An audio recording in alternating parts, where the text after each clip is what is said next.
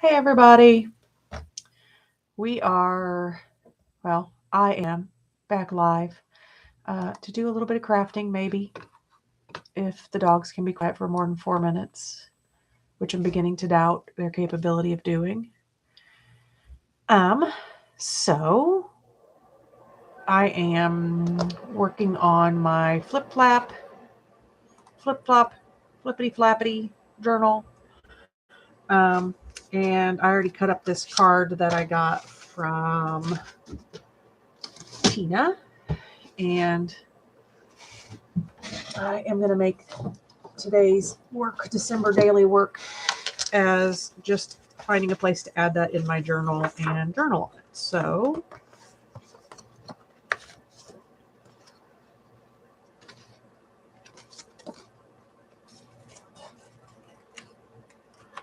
um, I need to put, it has a Bible verse on the back, which is fine. But I am actually going to make a journaling spot out of this. And look, this scrap is perfect sized, like it was meant to be. So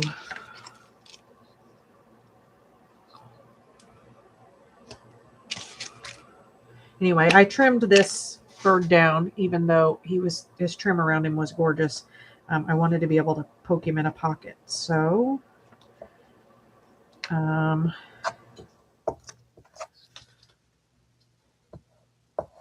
so for me, what I'm trying to do for December Daily is at least take a minute every day or whenever I'm here.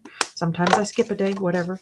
And put something in the journal that I'm working in. In this case, it's little pokey little puppies first Christmas that I bought from Pam, Ginger Pam.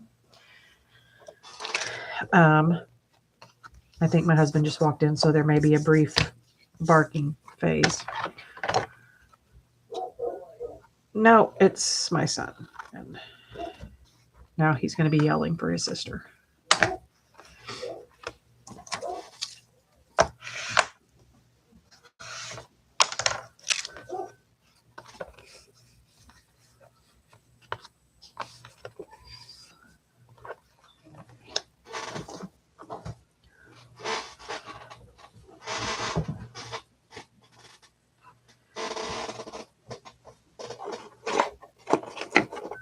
3,000 pins, and I never have one the color I want to use.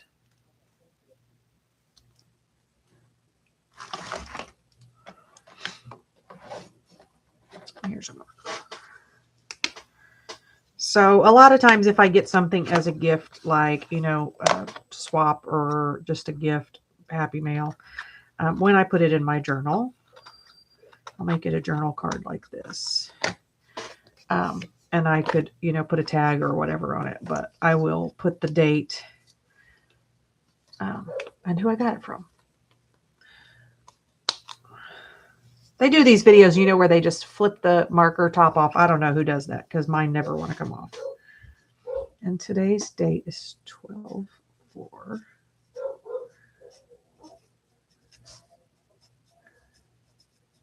That was Happy Mail. Tina.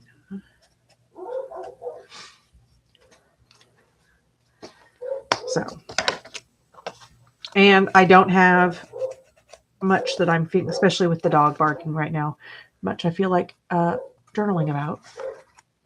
That is, for those keeping score, that's Adler. Lily is actually in the room with Othello and soon to shut them up, but now apparently Adler is jealous that that's happening. So, good times. So I'll stick him in here. Nope, not deep enough. It's a short pocket.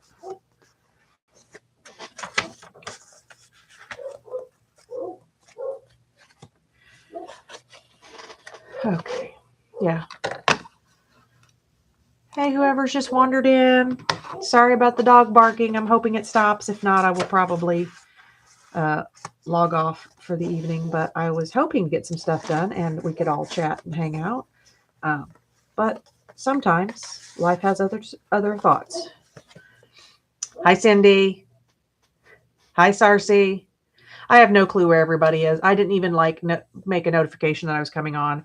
I try to get the dogs to shut up for 2 seconds and then just jump on as quick as I can while they're quiet. And then as soon as I did, my son came in and got them started again. So for my daily December daily, I don't really, like I was saying, I don't really do much. I don't hold myself to doing a ton of stuff for daily December stuff because I'm busy trying to keep myself alive. Dog, it's funny because like I'm a dog groomer, so I'm so used to dog barking. I don't really think too much of it, but sometimes it gets, and that's why Lily's in with Asunda, and she's the one whose voice is the most stressing, like it's the highest pitched. So if Asunda's quiet, the bigger dogs don't seem quite as over the top to me. But so I just threw a card in here that I got from Tina as my daily December journaling. They've stopped for the moment. So hopefully my husband's out working on my sister's house, and hopefully he stays out there for a minute or two, because it is always the changing of the guard that causes the drama.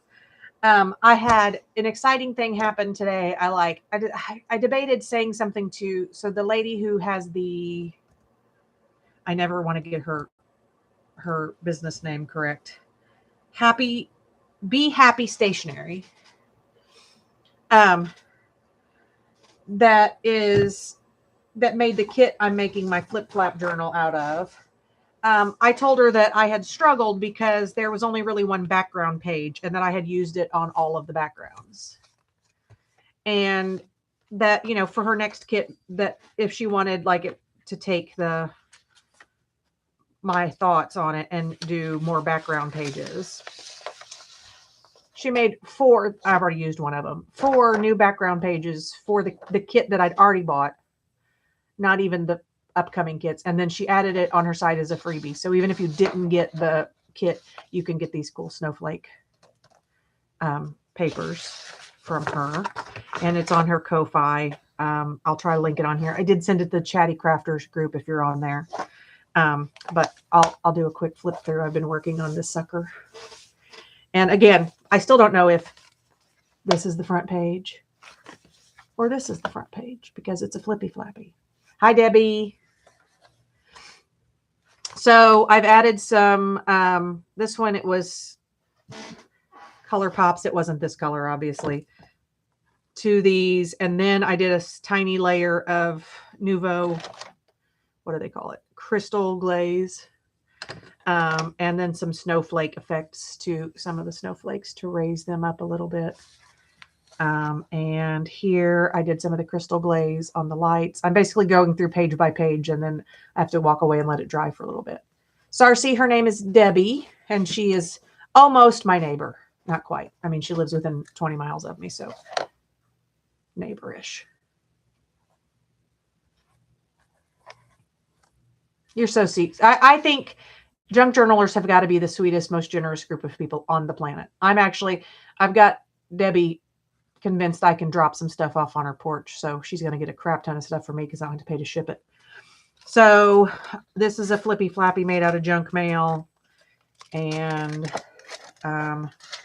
cute little girl. I will probably go through this one and actually make the ice underneath her shiny. So basically 1 page at a time, I'm doing all the crystal glaze and whatnot. So, and I dyed these. So this is this white, and I just threw it in. Honestly, the leftover ink at the bottom of my, what's it called? I have an EcoTank printer. So the cyan ink, I dumped it into some water and used it to dye these. So now I have, and I made them so that when it's closed, they look like they're overlapping. I think it's cute, but that's just because I'm silly. So glazed those. Haven't done anything really to this page other than if the fox was any cuter, I could die.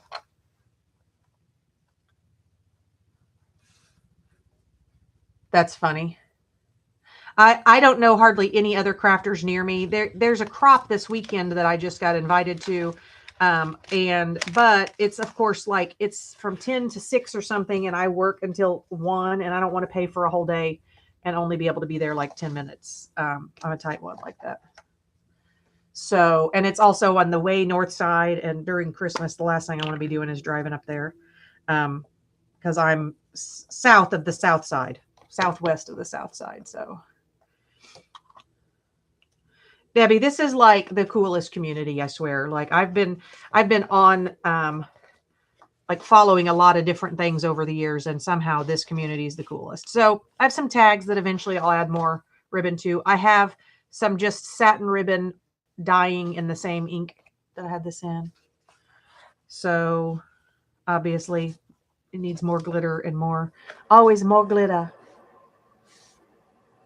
Reindeer. Obviously his lights need done. All of the stuff that's tags, I guess I could pull them out and do them one at a time. So lots of journaling spaces. I love this freaking box. Esther.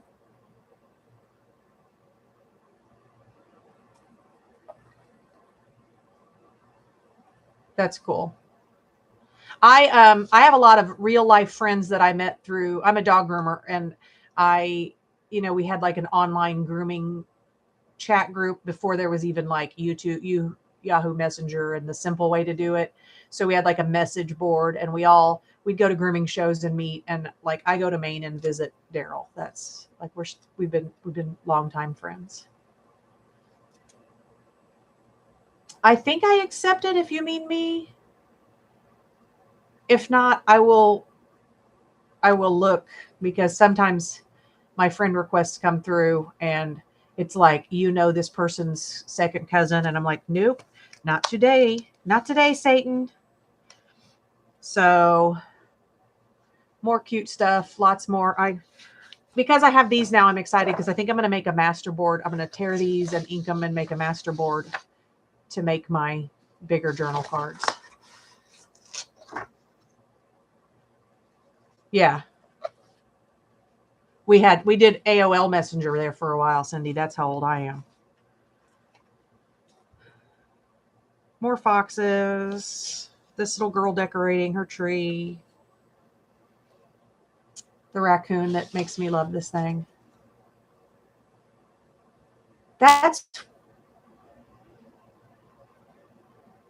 It is weird to me when people say that, because I have been mostly in this group. Also, I don't like put up with crap. I walk away. If people get weird or stupid, I just leave and try not to say anything, because I don't have time for hateful. I do know that, like, because I'm a Stampin' Up! Hobby demo, some of those groups, like, they don't talk to each other on the things, because, two demos can't apparently be friends, because we might be stabbing each other for $2 in commission. And that's just not who I am or how I roll. So that's not it at all for me.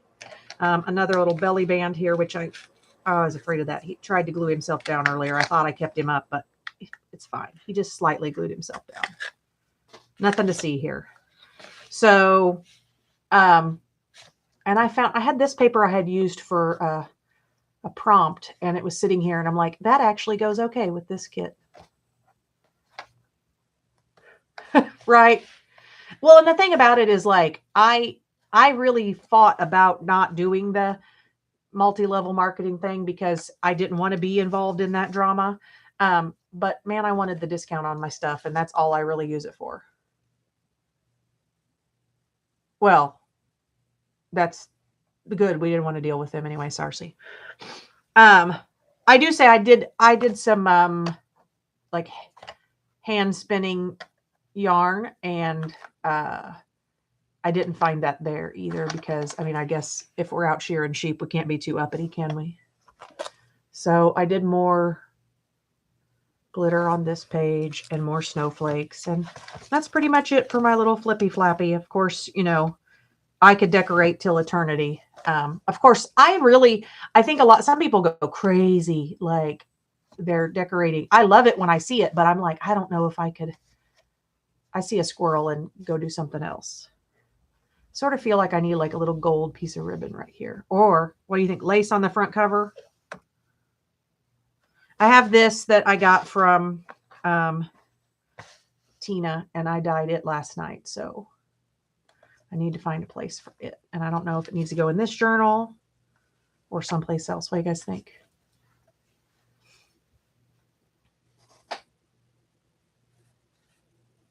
Hi, Julia. So yeah, if you didn't know that and you have an EcoTank printer, the crap that's left in the bottom of your bottle, do not throw it away. If you take like a pair of tweezers and open the little plastic bit at the top, add water to it, shake it, you can put it in a cup or something and dye ribbon and lace and all this. And it's like a true cyan color. So it's, because it would have been like, see how some of this is super blue where it dried up against something else. Be careful because it'll so I put it in, I stared at it for 5 minutes, yanked it out, squeezed out all the water and then let it dry, or it would have been darker. The same with these little blue balls. Yes, I said it. Everybody snicker and move on.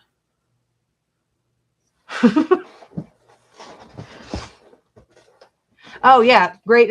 I also, so this bottle is 85% a glittery watercolor. I bought like little pans that were supposed to be replacement pans, but I didn't have the originals. I got them at Ollie's, the replacement pans. This, I dumped it in a water bottle, filled it with water, and then it was kind of a very light blue. And then I added a little bit of that ink to it. So this, the funny thing is it's very close to this color. Hold on. And it was prior to this kit. So it's just funny that it happens to work out.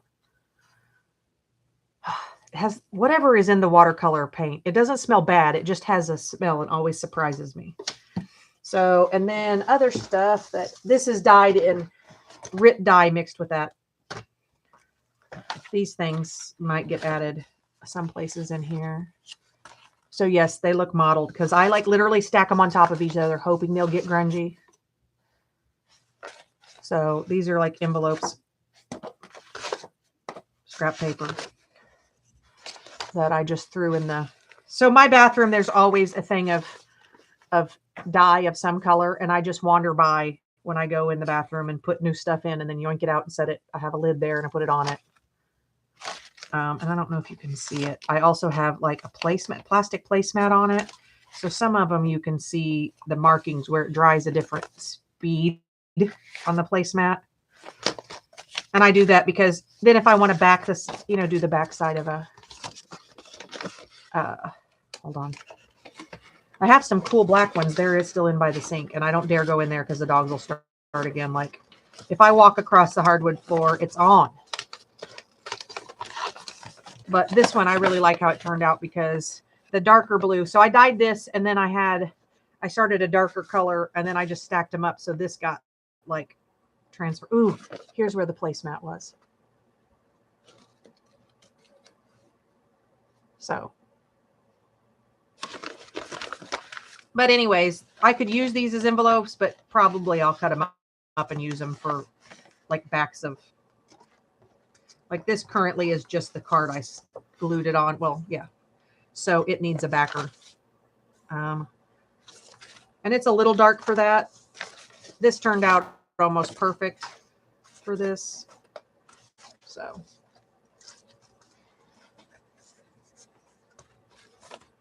I have no formal training. And I have, out in the garage, I have a bunch of dried walnut hulls that I saved for dyeing wool. And then I realized that it's cheaper to buy wool the color I like than it is for me to spend a day outside scrubbing wool from my sheep. So my sheep get sheared.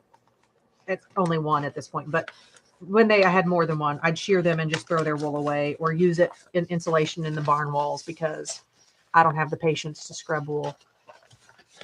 So, hi, Bonnie.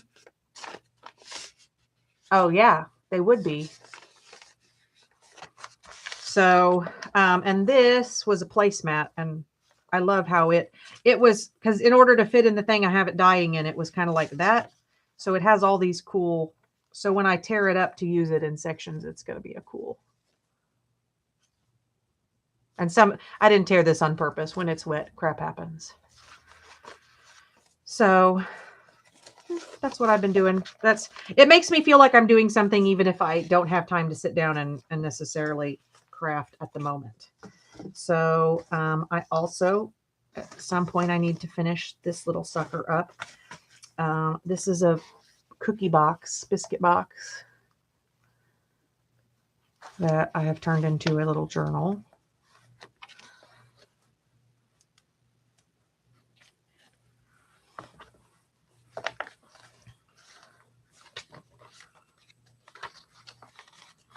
This is little painty papers that my friend's 4-year-old granddaughter did. So those are special painty papers.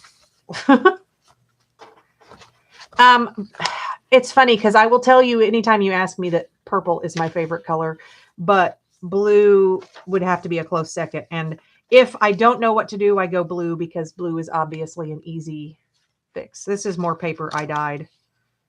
This is a mixture of this shiny stuff. You can't see it. And then I threw some red in, so it'd be purple. And that one came to me dyed. More of that painty paper. And it's funny because she had used some sort of shiny paint the little girl had, so it goes with my theme. Oh, random receipt from my purse. My plan, if I can get Mo to tell me her address, is to send this to, or at least tell me where my friend that lives in the UK can meet her, is to send this to her because it's a cookie wookie bookie. And these cards, I made I think a dozen of these to send to Junk Journaling friends for Christmas. So some of you might be on that mailing list. I don't remember how many people were on the mailing list that I had. That's awesome. It's funny because today in the mail at my shop, I got some more junk mail and I'm like, ta-da! And I hope I can go through my lives and maybe find where this started out, because I think I was starting this the first day you came to and you were like, I don't have stuff. And I'm like, look, this is an AARP ad and then a Helzberg's Diamonds ad. It's not anymore. And I think her digital was like $5. And even if you didn't have a printer, technically, your local library could print it. And I got invited to do Junk Journal January United Kingdom because I had followed her and bought this kit and talked to her about stuff. So I get to play with the new kit, which is, dare I say, even cuter than this, but I can't show it to you till next week when she officially releases it. I can say that if you love owls, you will love it. I don't know if I'm supposed to say that, but what's she going to do? Fire me? No, I'm just kidding. But I'm pretty excited about it because Junk Journal January's theme is to like rest and relax. So it's not to put pressure on ourselves. And it's kind of my theory in life anyway, because like I had intentions of doing a bunch of stuff for Defember, and I just have not, because I felt like I couldn't, like I need to make some ephemera? Yes, but I don't necessarily need moth-eaten lace today. So it's just going to get put to the wayside. And then I have to, you guys can decide whether we should work on this or not. I have these little guys I've started out of decks of cards, like the boxes, decks of cards came in. So I have that one. Excuse you. This random stuff that's not supposed to be in there, go away. Uh-oh. That's for that. And then Frosty. And so what I have left is the Grinch. The back page better be in here for the Grinch. Man, I'm going to be so grumpy if I've lost the back page. I'll just use red cardstock, but still. Like I had it all together like a civilized human, and now a piece is missing. So these came from the Dollar Tree, but I knew as soon as I saw them that I would get them one day and they would never be back. Oh, there's the back page. So I figure we can work on this today, or I have these freebie printables from Tracy Fox that are meant to make, of course they're upside down. Oh my God, what do you call it when you put a bunch of stuff together? Come on, Cindy, work with me.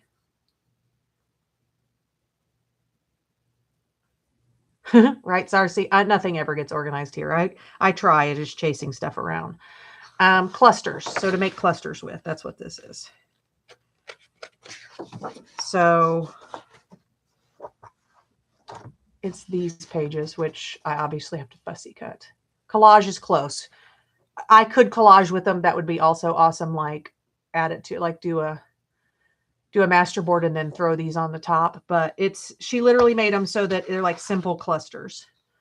And she's been doing like 4 or 5 a day or something on her channel. And I just liked, even if I didn't use them for anything else, if I cut them up and used them in my personal journal,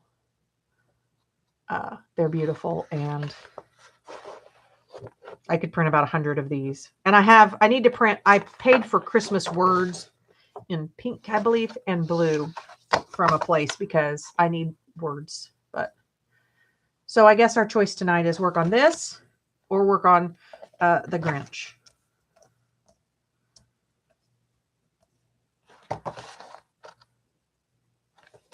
And I'm going to turn my heater up. Excuse me for a second. I got a little space heater that blows under my desk so I don't freeze and freaking die.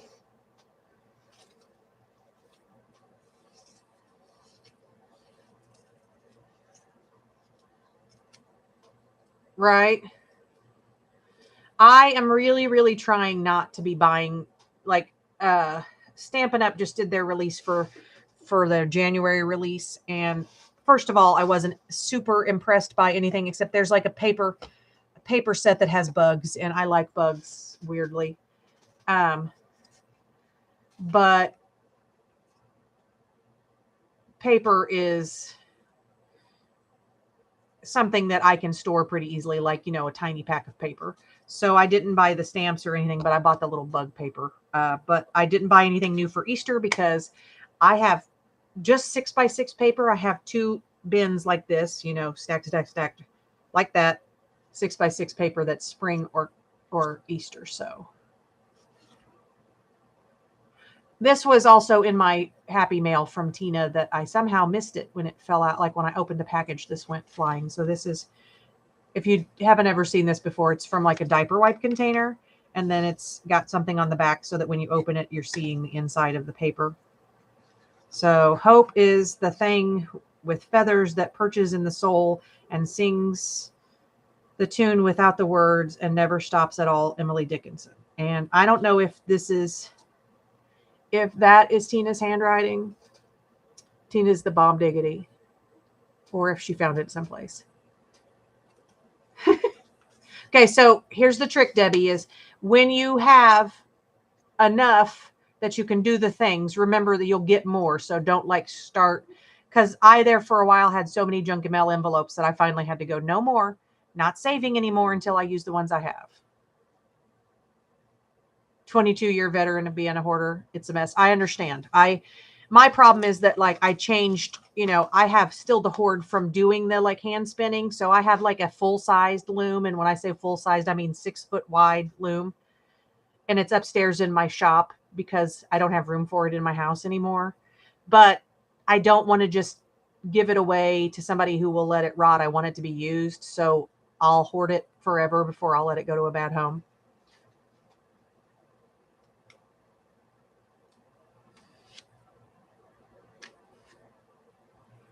Oh, the kits. Yeah. No, for real. Like there's no excuse to like, I bought some things that I wanted kit wise. This was a freebie. I bought some things from, who did I just say? Paper. My Porch Prints. She did a bunch of freebies, so I printed some of her freebies, and it was mostly because these are like wintry in a way that I could use them. This does not show the true colors. There's lots of good burgundies in there. I printed these off also because gorgeous. Learning how to be a hoarder, is that what you're... We got you. But I also picked this up today at my local. This is where we get our electricity. So they always have the Farmer's Almanac this year it's 2026. So if anybody needs one of these, let me know and I'll grab one for you. Probably somewhere local for you. You get them free too. But I think they're fun for using for collage and stuff because they have like calendars and... Hi, Michelle. Here, I have to show you this in person if I can get it down. Anybody, if you hear a sound of me falling, just pretend it didn't happen. Oh, no, she tied it in a knot. Why wouldn't she?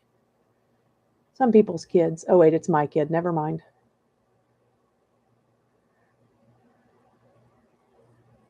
I'm reaching up here to untie this, and I'm looking at, there's a box up here. And I know I put the box there, but I don't know what it's in.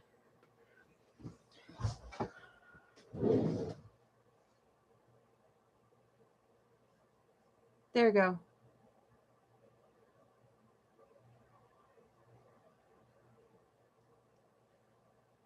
Yeah, Cindy, I kind of showed her when I was making this flip flap that you just keep gluing your envelopes together in whatever order you feel like, it'll end up being something. Oh no, Sarcy. Well, that's not a good way to declutter. Hi, Pam. So Lily made this for me, and I immediately decided Michelle was probably going to need one. Okay, so the decorating, yeah, we all start out as journal starters, and some of us stay journal starters. And I have like a million begun journals that aren't finished. Right? I knew you would need it. That's why I told her that. You can ask Pam. I'm nothing if not good at knowing who likes what things. It's like my superpower is, I don't know if it's gifting or networking or whatever you would call it, but definitely knowing like, oh my gosh, I see something and go, oh, Cindy would love that. So that helps with my hoard because then I can share stuff away. It's my spidey sense. Yeah. So did you guys decide if we're doing clusters or this little tiny journal? Either one. They both have to get done over here. So that, or I can make Christmas cards because I still have more to make. Okay. Well, now we're voting.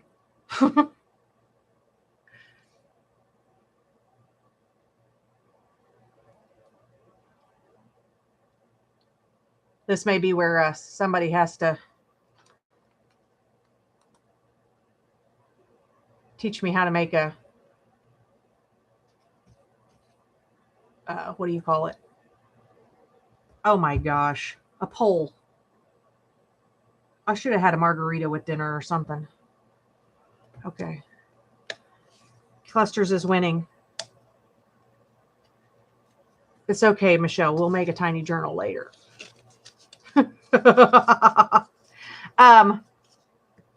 Yeah. I've already made these two. Have you used any of yours yet, Pam? See, look. So far, 2 tiny journals, and this one, Duncan, is all about the Grinch. So I actually bought a Grinch meal at McDonald's the other day so I could get the Grinch stuff for his journal. I think we voted clusters.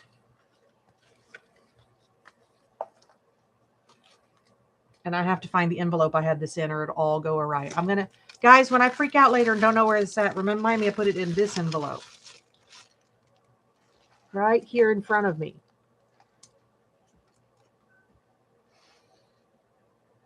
A dog question? I thought you meant you had a dog for me. And I'm like, no, thank you. I have 7. Okay. Shoot.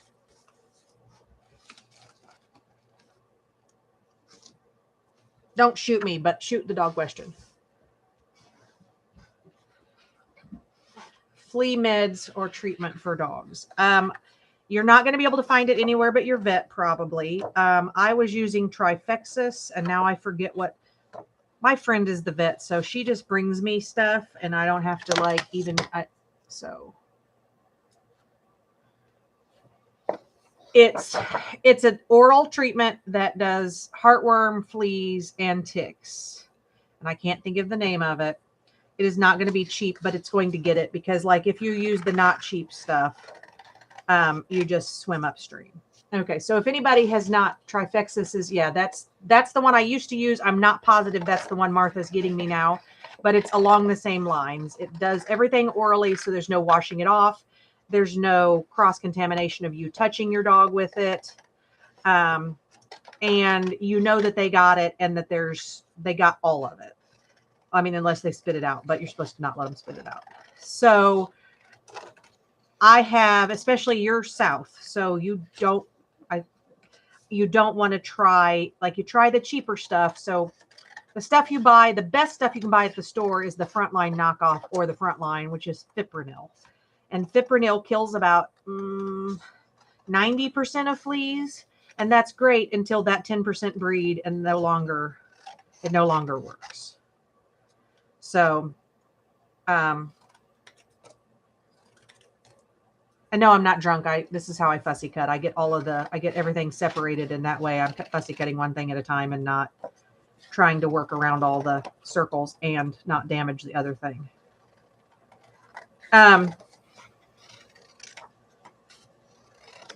I'll switch to smaller scissors then. We've been buying a pill at the vet and quit working. Yeah. So what happens is the 2% of fleas that survived, it's the forced, that 2% has the gene that allows them to survive that drug. So you need to let the vet know that's not working anymore. Do you have anything with a different active ingredient for fleas? If that's the case, message me and tell me what the active ingredient is. And what you may do for a while is switch to the Fipronil, kill the fleas that are, resistant to what you have, but not Fipronil, and then you can switch back. I tell people with multiple dogs, sometimes it's not a bad idea for your dog to be on, like if you have 3 dogs, for one of them to be on something different, so you have that cross. Oh, I'm with you, Bonnie. I just signed up for Discord, so I don't know what we're doing. I just jumped on, and I'm like, well, I guess the good news is if you guys want to talk crap, I won't know because I will miss something. So, and it was funny because my first reaction, though, I got on Discord is one of the friends it recommended was my daughter. And I'm just like, wait a minute. I don't know enough about Discord to know if she should have a Discord. Like, should there be an age limit? Should she be on here? Or should she, so like it put me into that mom mode.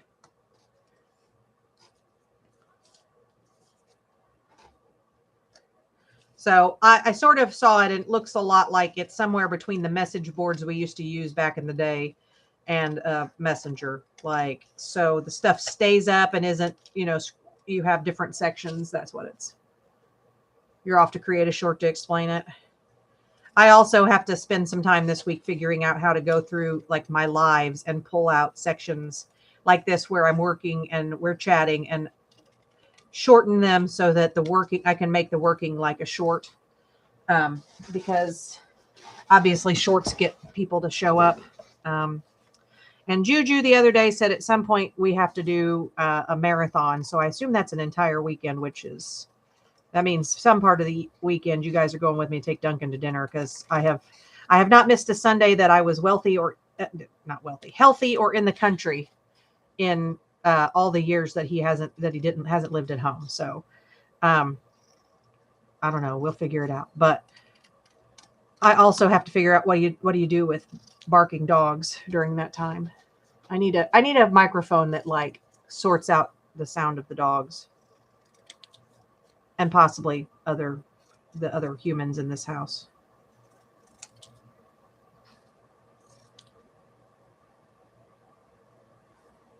I said that and I thought I heard the front door.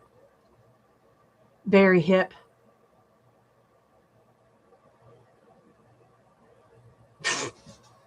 That's probably for the best. My reaction when I found out Lily had it was great. I don't know what it is, and Lily's on it, and she is so like naturally a trusting soul that like it makes me completely paranoid, the whole thing. But also she's not very sneaky. Yes, can you what? Yeah. Isaac just came in with a note because he didn't want to interrupt me. By the way, you should work on your handwriting. Okay. All right. Write better than that on your job application. Go get your job application, fill it out so I can turn it in while you're at grandma's. Okay, see, I'm doing the thing where I'm like being overly anal while I have my big scissors out.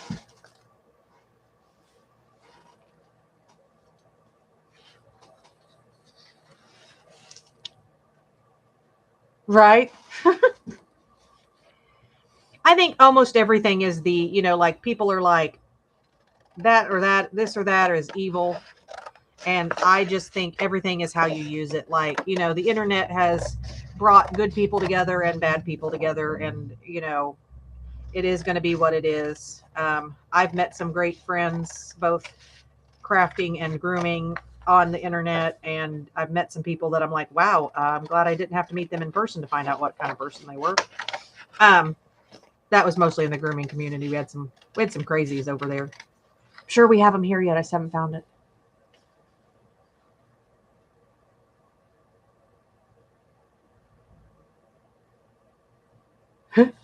Yeah, a lot new has definitely come along.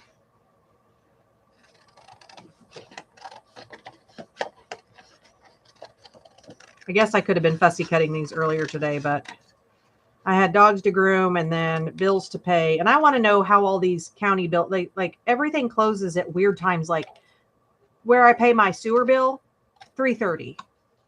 Who's done with anything at 3:30? So are they supposed to be separated or are they all one piece? Is that like a bookmark or is it multiple pieces? I'm going to leave it together for the moment while we decide if it. This one obviously can be in pieces because it has Christmas. Yeah, this one's pieces. That one looks almost like it's meant to be all together.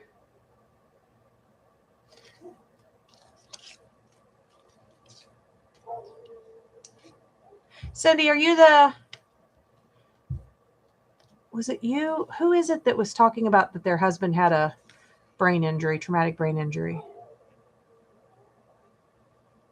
I need like a list. Oh my gosh.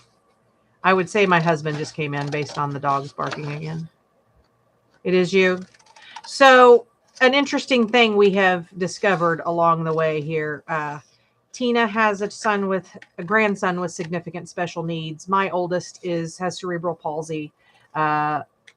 So I had initially started my channel with the intention to not mention Duncan in any way that alluded to his disability. And then, it came up, and especially when I said something about wanting the Large and Growly Bear book that Tina sent me because of Duncan.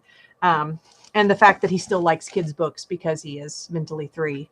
So it turned out that she was struggling with some stuff as far as, his making choices for his care and whatnot. And so I decided maybe I meant to talk about it. So not only for everybody else's sake, but for the sanity of saying out loud sometimes that it's hard. So I know that it's hard, Cindy, and we're all here and we love you. So I had actually started at one point writing what was meant to be a book, like a memoir of raising Duncan. And I had named it The Faces of Duncan because, this gorgeous, at the time he was about 7 or 8, blonde haired, blue eyed, cherub looking kid who one second was laughing and smiling and the next was biting and hitting and didn't understand why he was so frustrated or why the world was what it was. I said it was like, looking at 2 different people. And so, from what I remember you saying, that sounds like what you deal with. And traumatic brain injuries jacked up. My brother also has a traumatic brain injury. So, yeah.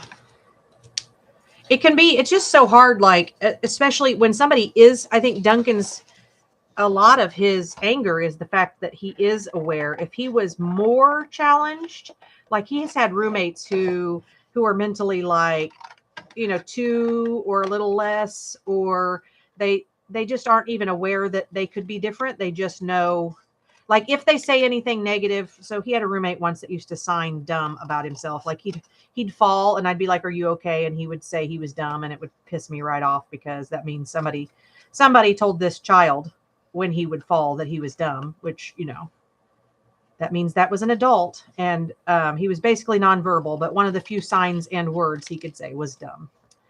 But anyway, he didn't know he could be different. He didn't know, but Duncan is aware. And so he gets frustrated with himself for not being able to do stuff. Like, so I think that's true of somebody who is aware of their, you know, like, I know I used to be different than this, and therefore it's hard.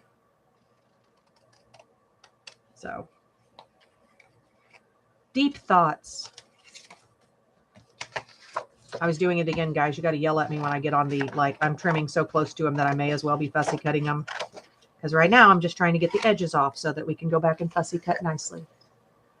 Well, sometimes I walk like I'm drunk, but that's not brain injury. So this is probably a good exercise for me and not necessarily something you guys are going to learn from, because I didn't understand even the theory behind clusters when I started with junk journaling. I still not sure I understand. I think they're pretty, but I don't like, I want there to be a, you know, like when you make a cake, like 2 cups of this. So I need 1 cup of, which I kind of like this because it feels like it's like one of these, one of those, and then I have a cluster. I am cutting them up so I won't know where they came from, but you get the idea. So I don't know why I struggle with clusters. It's the same as collage. I was raised where like things had rules and it's hard to break them. Hi, Debbie Epps. How are you? Who's Your Mama is also Debbie, which is why I specified Debbie Epps. She's Debbie with an IE.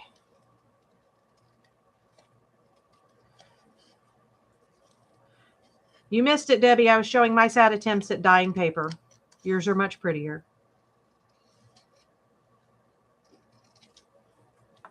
Mine are the dyed on the bathroom sink papers. And I shoved them someplace, don't even know where. Boy, I could lose my brain if it wasn't attached. How is it this desk swallows things?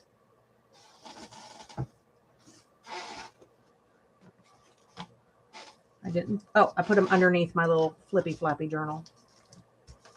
I was hiding them. So here's my little sad attempt at some dyed papers to go with my flippy flappy journal. So I think the colors turned out all right, though.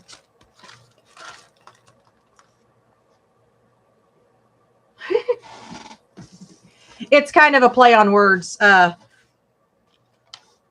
Madonna had, I think it was Madonna, had a song, Who's That Girl, back in the 80s, early 90s. And when I was a kid, I always sang it, Who's Your Girl?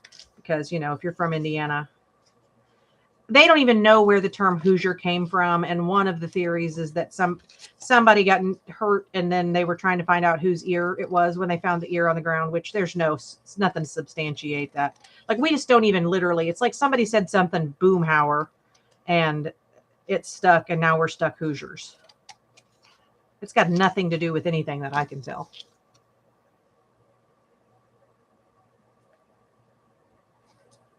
Thank you, Debbie.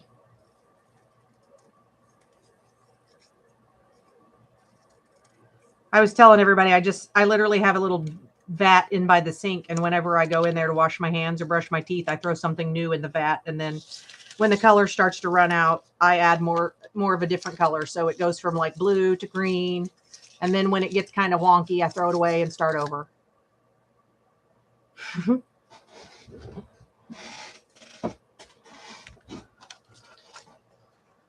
So it looks like, based on these being this, that you could probably leave them whole, but I think they're meant to be cut up. We're going to go for it.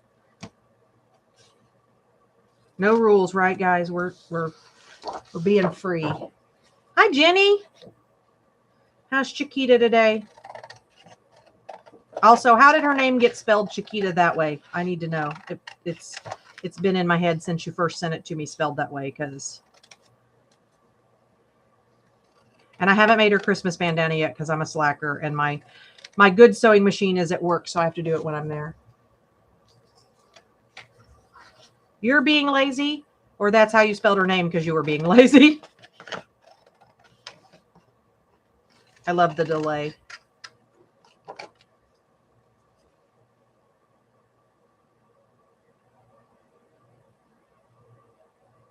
I speak some Spanish, and I would say that it's still a QU. I don't know that CK exists in Spanish. That's why I was curious. Like I don't know that sound would or there would be no K, just CHICITA, because CI is always a hard. CA is soft. I'd have to no CA is hard.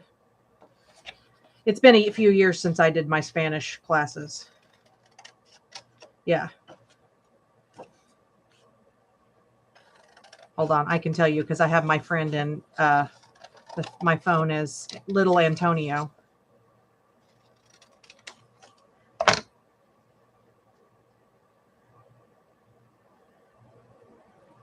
Which now his son's name is Antonito, which also means Little Antonio, so it's extra funny.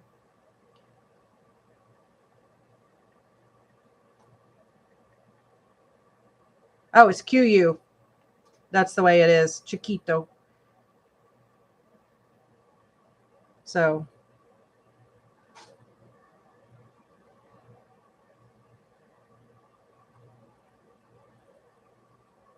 immigrants.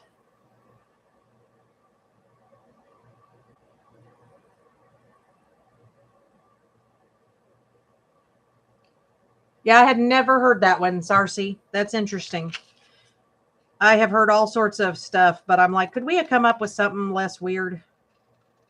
But I joke. I went to so Indiana University is the Hoosiers, and Purdue, which is their rival, is where I went to school.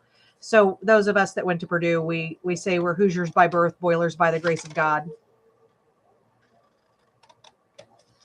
Which the sad part of that is Boilermakers are literally because Purdue's team, they were academic minded, and so their football team sucked. So they gave free educations to local literal Boilermakers, people who worked on boilers because they were big and strong, so that our football team could be better and kick butt.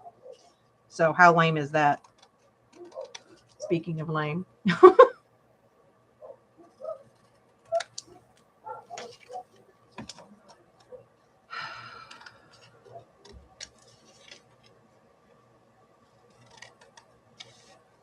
I cannot wait till my sister's tiny house is done. A, because my sister will be living like 100 yards out my back door. And because my husband's been intermittently working out so he comes in at weird hours and then dogs get going again.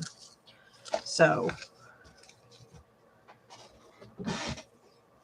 now the good scissors. And I'm going to do this again so that everybody can. I did it on one of the first lives, and I was surprised the number of people who don't know this is how you should hold your scissors with your ring finger, so that this part of your hand is controlling your scissors. And that technically, if your hand is bumping then the scissors, this part of the scissor is too small for your hand. I have to kind of pull mine back because I have big hands for these scissors, but I do love these ones. Because if you're scissoring like this, you have a lot more control, and you're doing a lot more stress to your tendons and joints. And this, you literally support your scissors. This all holds it together, and all you're really moving is your thumb. So there, scissor lesson 101. And the reason I know that is as a dog groomer, I used to teach people. I would sell shears to people and help them fit their shears. Hey, anybody want a stink bug? Hold on. There. I didn't hurt him. I just went like that, by the way. Anybody who just freaked out, because first of all, it stinks when you hurt stink bugs. And also I have pets that get fed crickets, and I feel guilty. And like, I give the crickets a day or two at my house with like carrots and other good stuff so that they have a few good days before they perish. They don't go straight from the pet store to the, so I'm not a murderer of critters.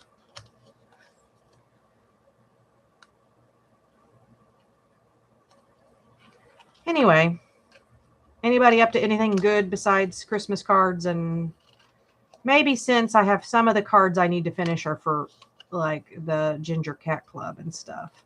Maybe some of you will get a couple clusters instead of a Christmas card, because I'm running out of steam on the Christmas cards, guys. I have paper and stuff. When I sit down here, I want to play. I should have started sooner. I let myself get lulled into a sense of security because Thanksgiving was late this year.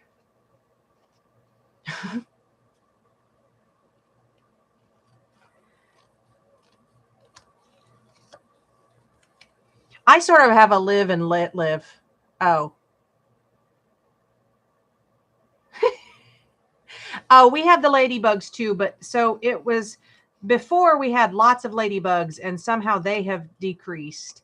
And now the stink bugs have taken over. They're not quite as bad, but they might drive me slightly more because the ladybugs like go to the corner of your house. They smell bad, but like for less amount of time, they smell bad. And I used to vacuum them up and I still felt bad about it, but it would be bad when they first came in. And then in the spring, they all come back out again and it's not good. And they're non-native invasive. So are the stink bugs. Um, but I can let myself, if something's harmful to me, I can do away with it if necessary, but I cannot just randomly kill things.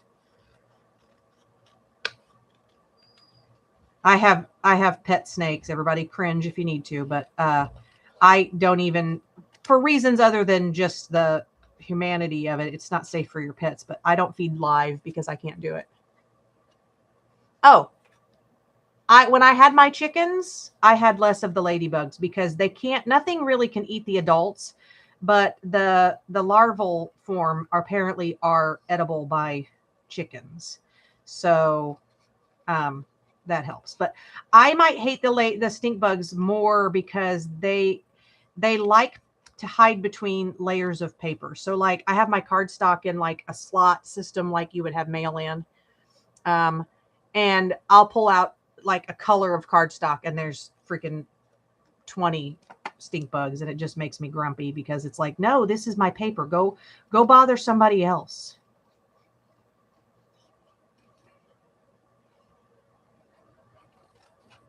So, and like I haven't really done the research on how we ended up with the stink bugs. I'm guessing that was an accidental, but the Asiatic ladybugs, some dummy brought them on purpose because they thought it would help with the aphids on plants, but then they didn't think that they don't die in the winter, they hibernate, so they have to come in people's houses.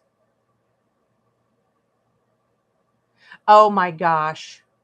That's hilarious.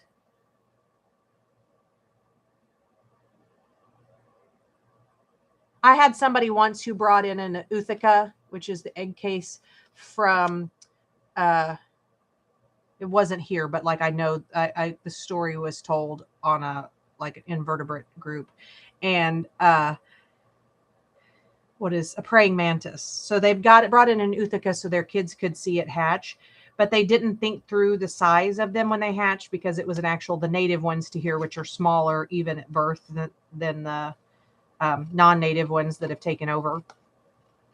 The They were so tiny they can get out of the lid on a screen mesh, and so they had like a million baby uh praying mantids all over their house. And so, and they obviously they wanted to release them because they were the native ones, and that was the whole point of, saving the Uthaka and making sure they were able to all hatch. So they basically had to open windows and try to shoo out as many, and then, they don't all survive. That's why they have such large clutches. And, but then they would just be having to pick them off their house plants and take them outside all summer. We had one that we found outside. It was a little male, and they only lived one season, and it was at the end of the season. So we brought him in and we put him on. We have a jade plant in our kitchen window and put him on the jade plant, and we would catch a fly every now and then and hand it to him. And he lived on that jade plant for the rest of his life. Never, I'm sure he hopped around from that to other plants, but if we went to look for him, he was there. Oh my gosh, that's funny.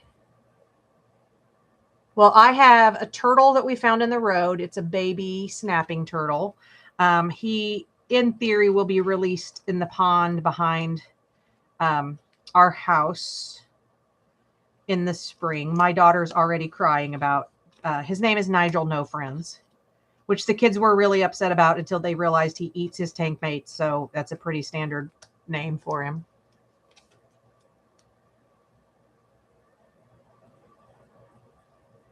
Sandhill Crames put out the word. Oh my gosh. See, I would love that though. I want to find something that the crows love. We have a hawk that comes here, and we have birds that we put back by the barn. We have birds that come and check where we put suet. And we get bluebirds every spring. But I want the crows. I think crows, well, not only do I think it, but crows are geniuses.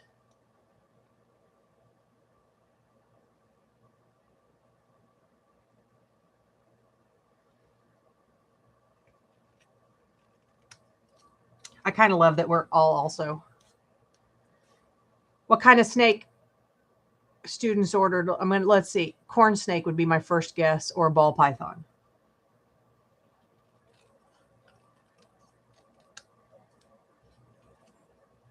Right. That's why I want to find something that the crows love and make them happy. I jokingly say that the crows love me because I drive down the road a few weeks ago when all the walnuts are on the road.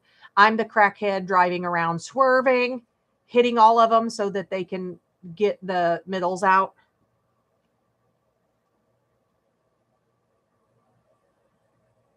Yeah, we have turkey vultures here. I don't mind them, but I wouldn't like my crows. I don't. But we haven't gotten crows here. Partially, I think the dogs make it so things that are smart enough and that would land on the ground don't land. So even the feeders, we don't put feeders up by the house. The feeders are back by the barn.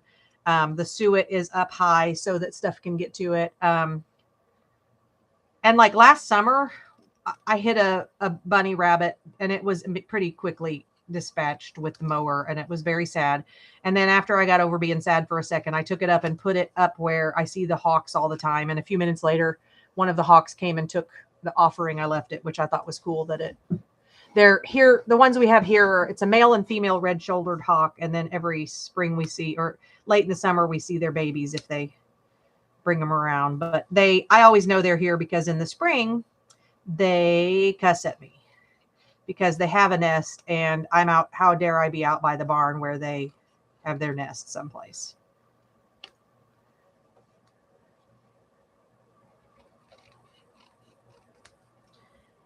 I kind of feel bad for people who haven't ever experienced living someplace where the animals think you're the interloper. And if you're not a jerk and you don't put poisons and stuff out, you quickly get to see their personalities.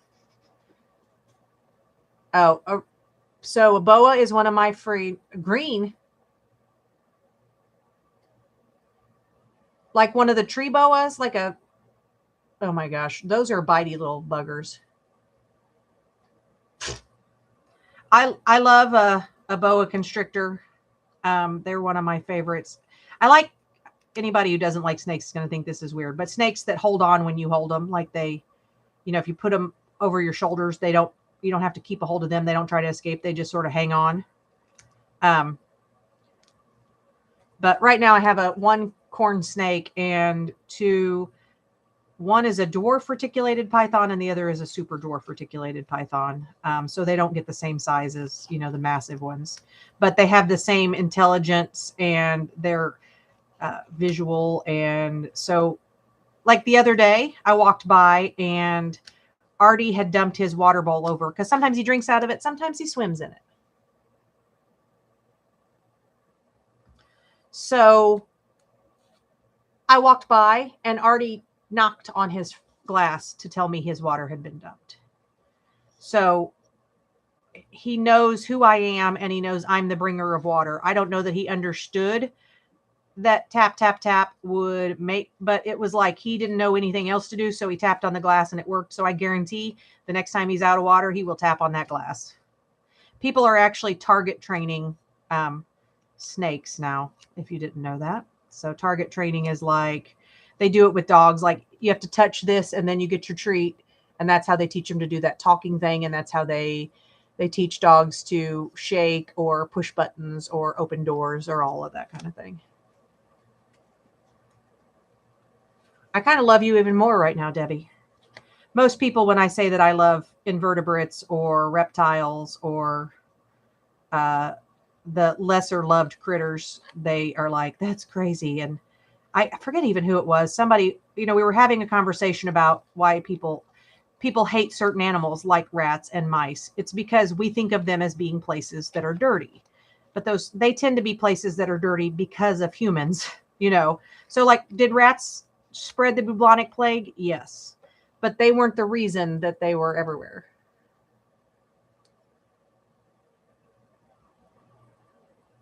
I kind of love Oscars, but boy, they are mean if you have anything besides them. I am not, I have never been good with fish tanks. And part of it was like when I had a fish tank, it was the old school change your filter all the time. And now that I have the turtle and I've done some research and where you're actually supposed to have a biofilter and then like not change it all the time because you're killing the good bacteria. And then, you plant, I have a pothos is my current filter strategy. I top off water and I have a pothos because he's little, so he doesn't do a lot of damage. Pothos plant, by the way, if nobody's.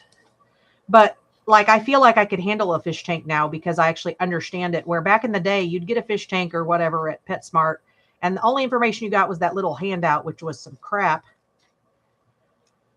And same, I had a boa in college and it died. And as an adult, I realized I probably killed it because I was taking care of it the way Petco or whoever had told me. Past Pets was at the mall, I think. And that I had not done anything that I knew was wrong, but it was my fault. And so that was hard for me to accept, but that's how we learn, right? But now there's a lot. If you don't find the information, it's because you didn't try. So, yeah. I also have spiders. I didn't see Vale, but I whispered it for Vale's sake.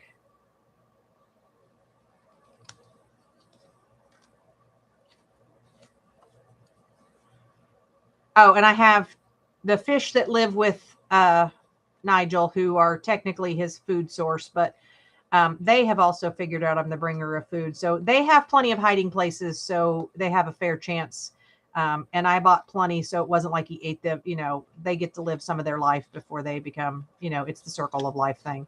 But they figured out if I walk by, they come out from under, they have like a piece of driftwood. They come out from under their piece of driftwood and go right to the front where I can see them because they know if I'm walking by, I'm the person who will see them and give them food.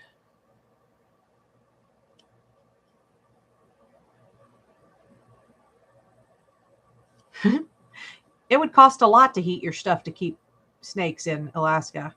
When we had a few more snakes than this, we had them out here on the sun porches, which is now my craft room. And we literally basically covered all the windows out here in the winter with insulation because keeping it warm for the snakes was nearly impossible. Like, because like the retics needed to be on the warm end of their enclosure about 87 degrees. And they need to have air movement and yeah. Who threw him in the pool? Okay, Kimchi. That's freaking awesome. How old is your snapping turtle? And I assume it is a common snapper since you have to have a permit to have an alligator snapper. If it's an alligator snapper, just blink twice, but don't say it out loud.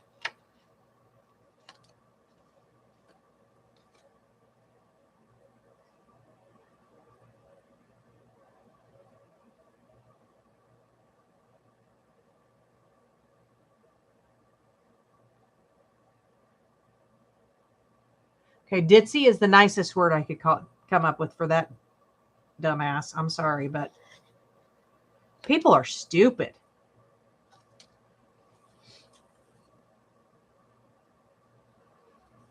We have also 4 fish that live in the bottom of our horse's water trough, and they're a cleaning crew, and I forget what they're a cold water species. They're not goldfish because goldfish they get too big too fast. Anyway, they hang out there, and in this winter we have a trough heater that keeps like hey, look, our friend is back, guys. What kind of tarantulas do you have? Kim, it's Kim, just Kim, right?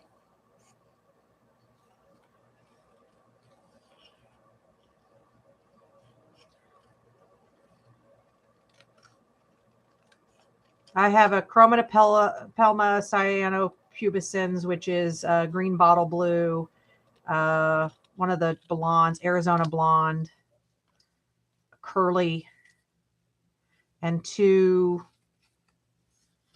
the red, I can't remember what they're called, but one of them's name is F Face.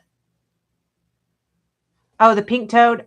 Those guys are so cool. I had one. It didn't, you know how they're kind of when you, I got it from a pet store because I wanted to rescue it from there, but I knew it was a risk and it lasted through to one molt and then died. So I don't know if it was an adult male and that's why, or, but I loved it. But man, all I did was poop on the side of its enclosure. All I did was clean poop.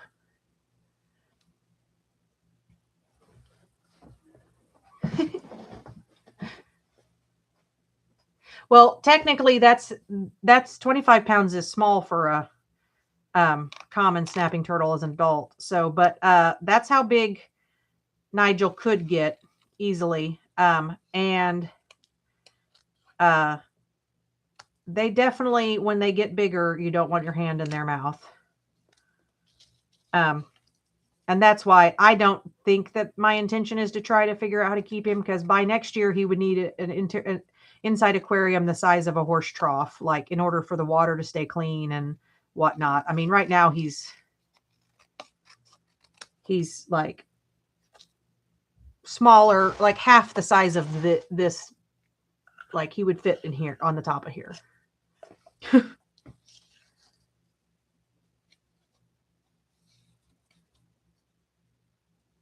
Yeah, they get to be like 100. They can be as much as 100 pounds, I think. Maybe that's just the alligator snappers, but the common snappers get pretty big.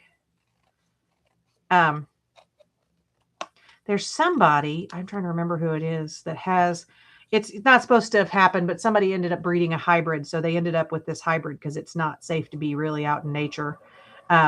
And they think it's actually going to get bigger than either of the two. So we're sort of all watching it to see how big this honking turtle gets because it's interesting. But um, the guy Clint's Reptiles that I sent it to Michelle because he does Dinosaur December, which I find to be fun. He has turtles and he did a whole thing about he basically went to a place where they have turtles but they're not pets, you know, and so he picked them all up a way he had figured out none of his turtles reacted by snapping.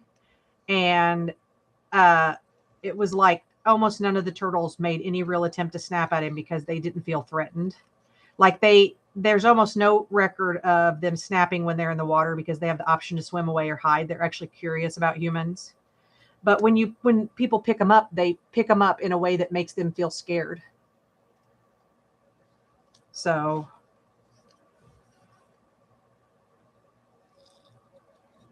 and from what I understand, their bite force is still less than that of like uh, a large dog. And having been bitten by a large dog before, I doubt a turtle does the shake thing that dogs do if they actually are trying to hurt you.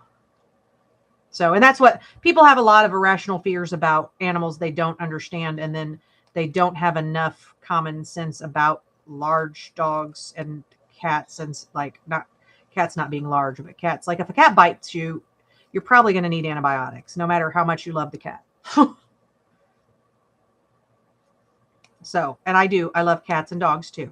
I rescue pit bulls, so there is no hate towards large dogs, small dogs, maybe small bitey dogs, but that's on an individual basis. The same with humans. Small or large bitey humans, bad.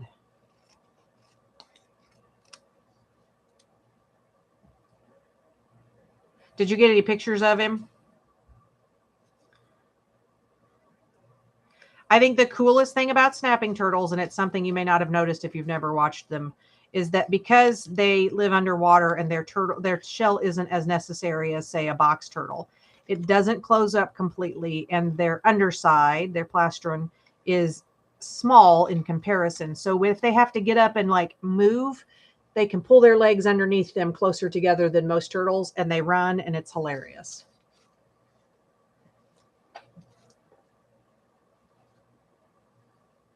Okay, girl, you got to send me the ISBN number or something because I'm going to need that for my collection. So if I were to go on my phone and type in the word turtle, it doesn't always get all of them because sometimes they're close-up pictures. I did this once, and I pulled up the turtles and I started scrolling through the pictures, and then you like below you can click like map, like where the picture was taken. It's like a map of where I drive, because everywhere I drive, I end up finding a turtle on the road and having to move it out of the road. And most of them around here are Eastern box turtles, and it's like 90% males. Like the males are too dumb to stay home. See, where's the cut line on this? Trevor Turtle. That's funny.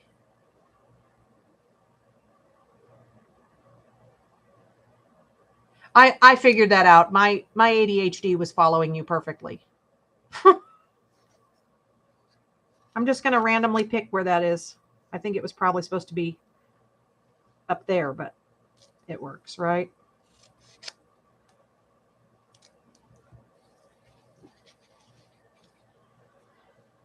So who knew we would have another turtle conversation today? Cindy, did you notice that in the Chatty Crafters, I made the background a picture of a turtle I found in the road? Aw.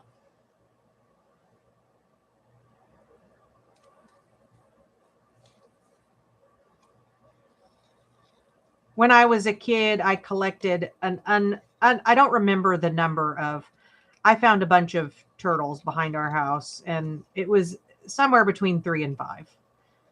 I had 3 or 5 box turtles in the drawer of my dresser within a couple days, and I was feeding them all sorts of random crap. Bacon, I don't even remember what I was feeding them. Melon. Anyway, they lasted about a week until my mom went to put my laundry away and about had a heart attack and said some words, and then I had to take them back outside. Which, as an adult, I would say we don't take wild animals out of the wild, but I was probably 7 or 8 at the time. And I had a book. I'd recorded each one of them and their markings and given them names. The only one I remembered was named Puppy because he had a paw on his back.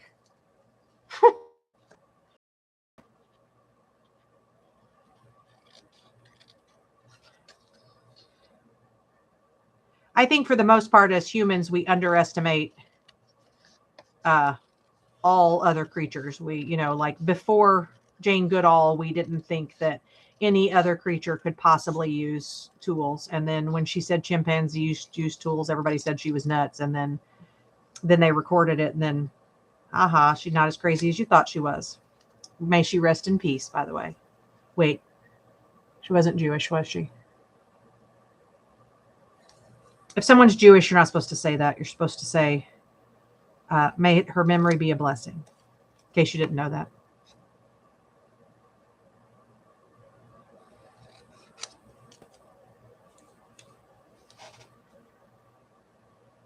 Oh, awesome. I do not have aquatic turtles. I mean, well, aside from the fact that we got Nigel out of the middle of the road this fall. But he was literally obviously a late hatch. He still had some of his egg sac not resorbed, and we were really afraid he would not make it to next spring. So Tom actually kind of brought him home just to show me. And then I was like, we have an aquarium. We'll throw him in it for the winter.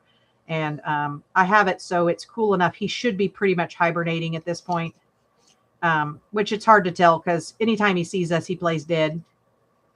If he sees that we see him, his eyes are closed and he doesn't move. And then as soon as you walk away, he's gone, like takes off. But it goes back to that aquarium care thing, man. I clean stalls, I do whatever, but I suck at aquarium care, apparently.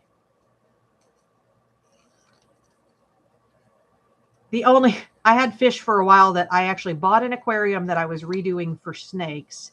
And the guy that had sold it to us had frogs, like poison dart frogs in it. And so it had a little fish, like a water source, and then, a land part, and in there were still a couple. Like when I got it home, I realized there was like still 2 or 3 little minnow type fish. And I'm like, crap.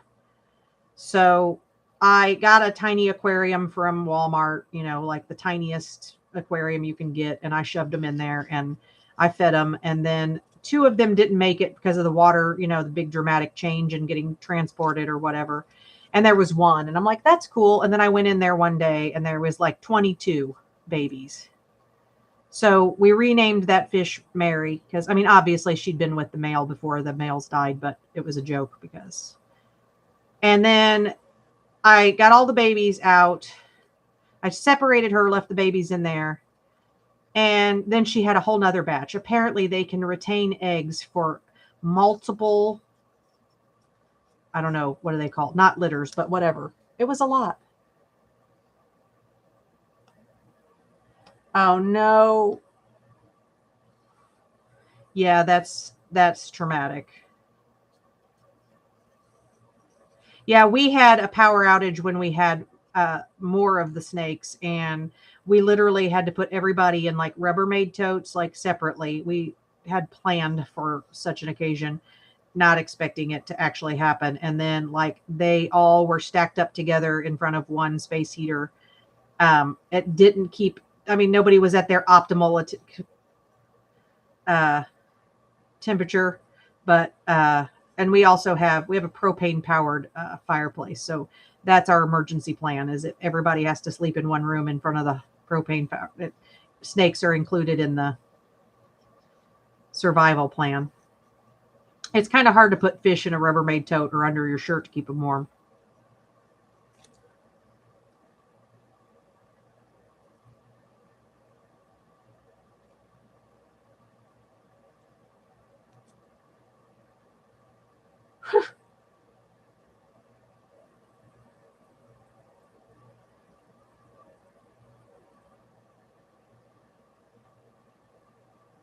What in the heck?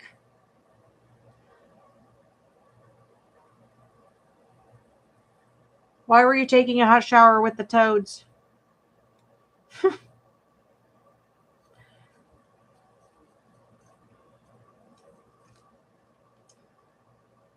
Anybody who just randomly wanders in here, we're talking about toads and spiders. And I find it's because I've been on so many, groups where, I follow snake keepers and tarantula. There's a Dave's Little Beasties, or he's in Britain, and he's so adorable the way he talks to his spiders. I watch him just to listen to his voice and watch him talk to his spiders. Dave's Little Beasties, maybe it's called. And his wife does all the videotape. It's just funny. The whole thing is funny. And I watch that. And then when I find people who don't like invertebrates, I kind of forget that exists because, he has 10,000 followers. And I'm just like, oh, I forgot that it wasn't all of us that like Dave and his little beasties. Oh, no.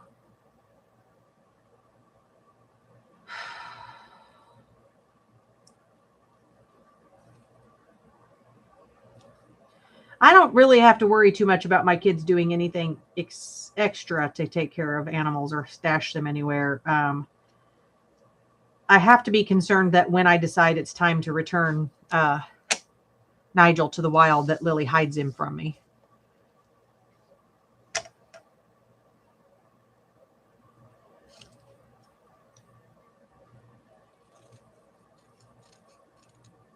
One of my favorite clients today was like, she, as a dog groomer, she said she hates not turtles, frogs. Well, frogs and turtles. And she said, especially frogs. And I'm like, I have heard a lot of stuff, but I had never heard of anybody who hated frogs. I can see not necessarily wanting a frog, but didn't we all catch frogs as kids? Well, I guess those of us who had access to catching frogs.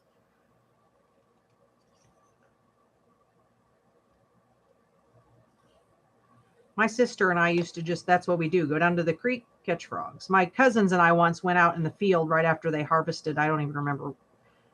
Or we're just getting ready to plant something they just tilled, and the whole field, it had rained, and the whole field, we We had like a box of like 50 not turtles, frogs by the end of that. The little tiny ones. Peepers, probably, now that I know more about frogs. I don't remember them well enough to know for sure they were peepers, but if you're not from in the country, peepers every spring, like it's the first one of the first true signs of spring. And I'm going to cut the end of this off because the other end was cut off by the printer, so now it looks even. So peepers are the first sign of real spring around here, because as soon as the ponds thaw, the peepers, like you'll go out at night and it's just like a cacophony of peepers talking. And you can hear it, like if you're within a mile of a pond, you can hear the peepers talking. Right? We don't get a lot of stuff up by the house, and I think it's because of the dogs and, you know, whatnot. But if we walk to the back of the property, I even got to see what do they call them? Fuzzy. They're like a cow killer is one of the nicknames for it, and I forget what they're actually called, but they're a bullet ant or something.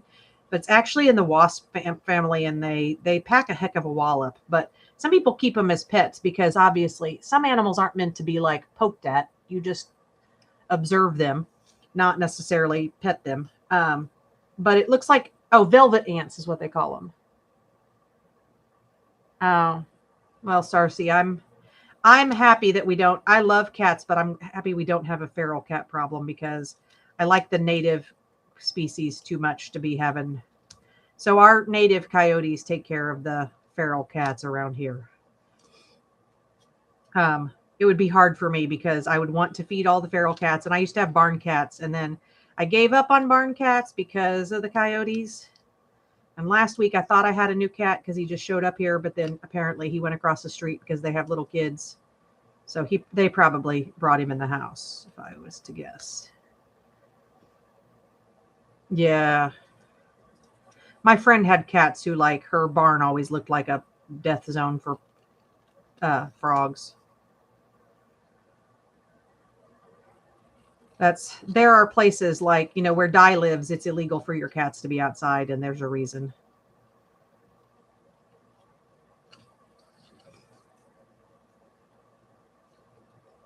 But, you know, here in Indiana, you're not going to get them to come off of money for like a TNR program, like a discounted spay neuter clinic. That's not going to happen. Yeah, the velvet ants. So I would totally have one because I don't intend to touch it and get stung, because I saw one in our backyard and it was before I had looked to see to understand. So I wasn't going to pick up something I didn't, which I'm glad I didn't pick it up. But if I'd have seen it on a day after I had watched a video on their care, I would have totally had one in my house because they're cool looking.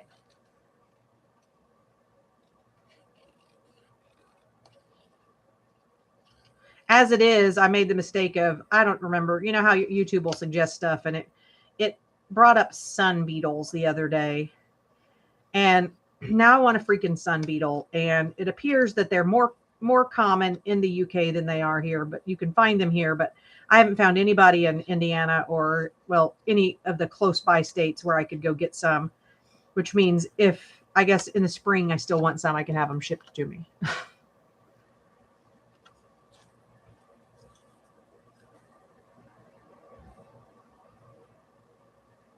So rarest, that just made me think of birds. I've had birds in the past. The rarest animal I ever owned was a sugar glider, and that was in the mid 90s, and it was before I knew it was probably not in their best interest to be kept, and that the way we kept them, I was already following like the Sydney Zoo diet, the closest you could get. Like I was cooking for them and boiling eggs and adding baby food and all of the things that the Sydney Zoo had done, but it was not the quality of life that they deserved. And people still sell them now, telling people they can feed them pelleted kibble and not feed like a fruit-based diet, and they're wrong. They need mealworms and the whole thing. So I wouldn't do that again because I just don't think you can give them enough space to have a good life.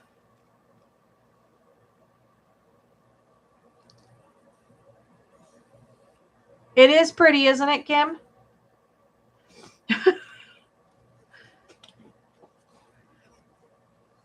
Like, and if you watch the Clint's Reptiles, he'll tell you, the advantages and pros and cons of different kinds of like things as pets. And, obviously old world spiders, old world tarantulas are more likely to bite, but they don't kick hairs and, all that stuff. So, knowing what you're getting into is half the battle. But I have found that the invertebrates are some of my very favorite, not favorite pets, as in like Tommy is going to always like, I had a dog named Camilla and she was amazing. Reckless is the name of my farm and she was a dog. What they can give to you is almost like human companionship, only, less judgy.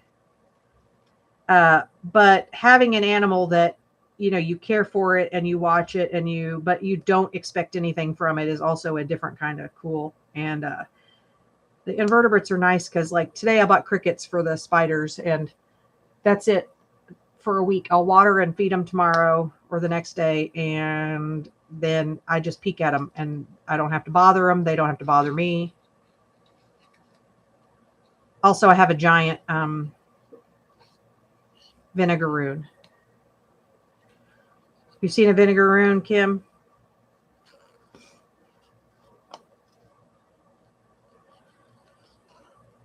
I was lucky enough to find somebody who bred them close by, so I was able to actually just go pick up my vinegaroon when she was tiny little second instar thing. I think she's fourth instar now, so she's getting big. They look terrifying. They're like they're a whip scorpion, so they look like they'd sting and stuff. They don't do anything.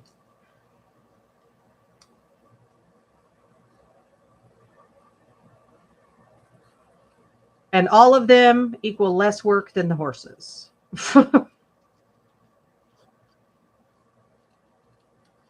And way less expense. Don't get me wrong. Love the horses. Wouldn't trade them for anything.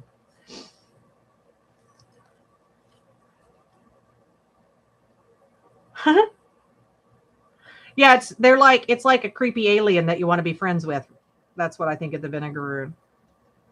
If she wasn't the same color as her soil, I could go yoink her out. She doesn't like literally. She just doesn't even care.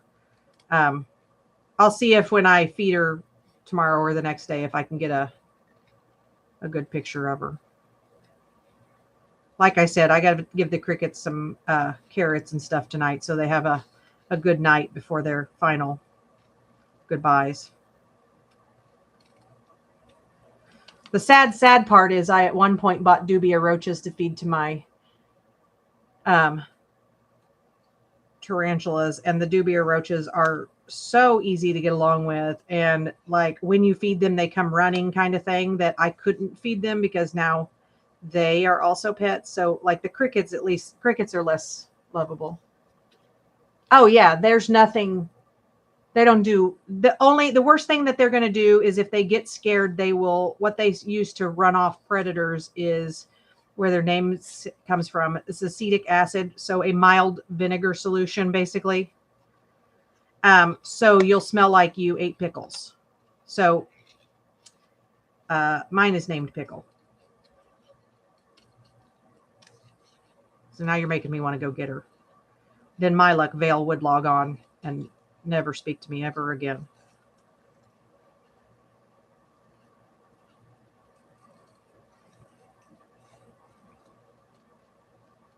This makes me happy that some of you like other critters.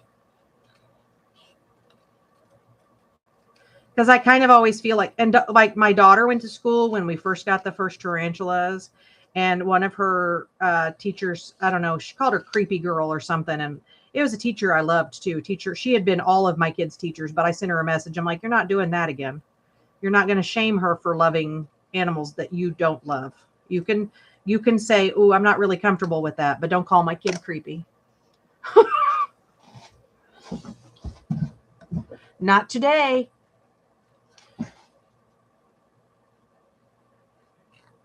Yeah, Lily is super soft-hearted, like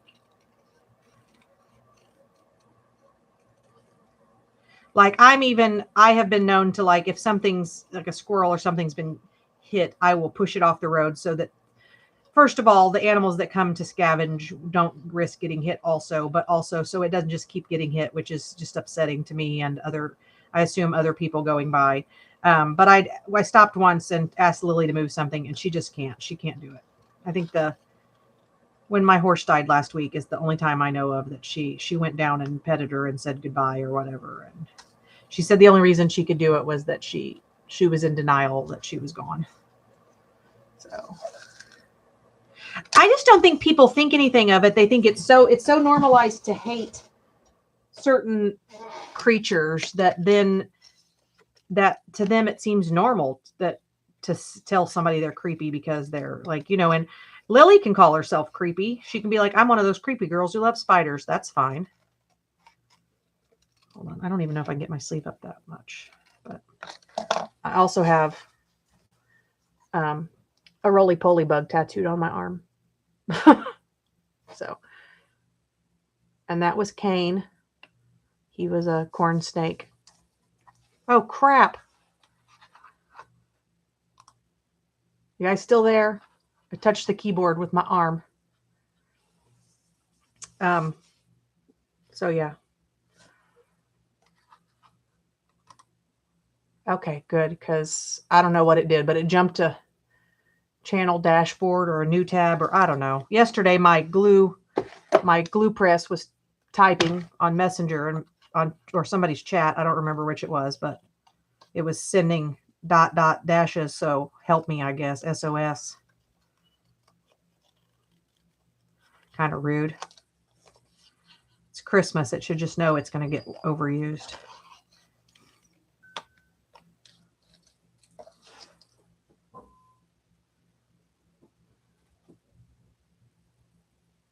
Oh, got a message. I was making sure it wasn't something important. Somebody asking about the pamphlet stitch on After Dark. So somebody go answer. Yes, 3-hole pamphlet stitch is the easiest.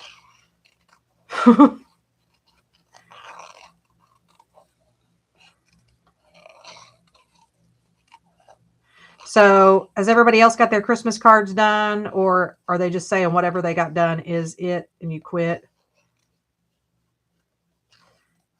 I have so much. I think if I spent every day for the rest of the year making Christmas stuff, I couldn't get through half my stash.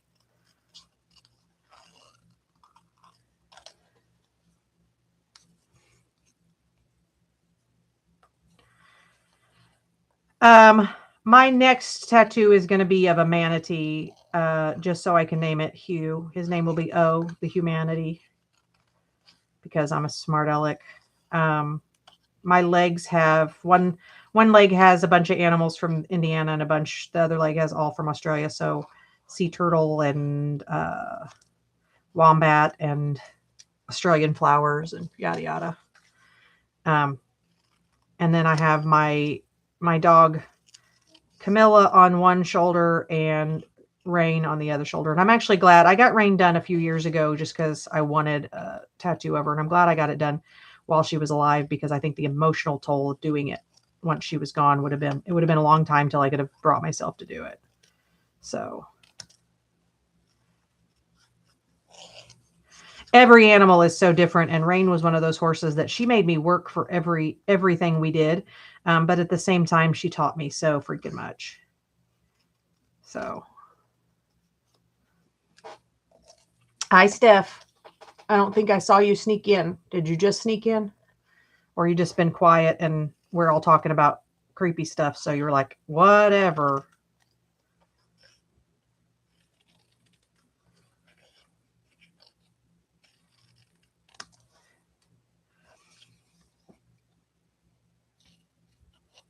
So with your name, are you Hispanic? And if so, what part of the world is your heritage from? Not necessarily, whether you were from there initially, or are you Spanish, or are you Latin American?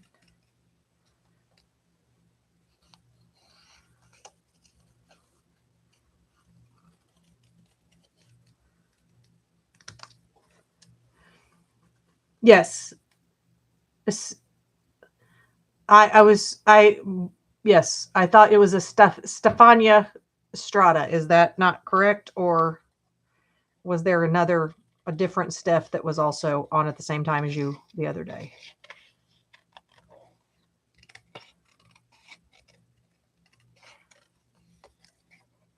And it's a curiosity thing. I like to get to know my peeps.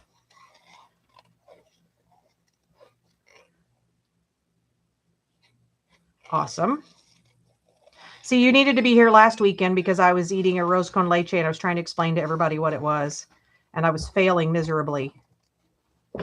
Yes, Lillian, you are supposed to be in bed. I'm going to tell you good night. Okay, good night. Good night. I love you. I love you too. I don't think Cindy's on. I think Hi, yes. Cindy. Everybody else is. Oh, and Michelle. Michelle would Michelle. like purple. Was it purple or teal for your jellyfish? Michelle, are you still here? Miss Cindy says hi. Well, if she does answer, Okay. ask her if she wants it, because I don't have either of those colors. Well, I do know where the craft store is, believe it or not. Yeah, that's what I was saying. Ask her if she wants. Hi. That's Debbie. Hi, Debbie. What was I saying?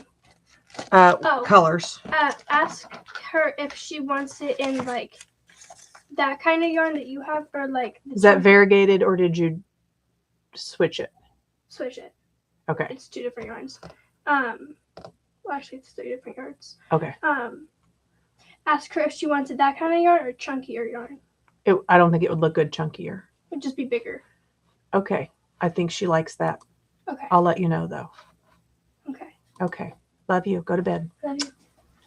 No. Oh, you smell like hairspray. Go away. It's perfume. It smells like hairspray. Get new perfume. I like this perfume. It'll be less strong in a minute. Okay, good. The same kind of yarn. So Lily is 15. She just had a birthday, so.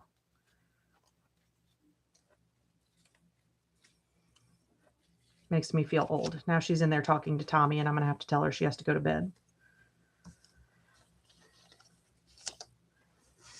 Okay, now I'm starting to get toasty and my hoodie is bothering me. I'm wearing a Grinch hoodie today, by the way, guys.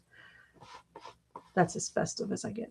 So, yeah, she was asking if you wanted it chunkier, and I'm like, I don't think you would want it chunkier. So where this cut itself off, I think I'm going to... I forgot to say I like your nails. Go away, creepy. I love you.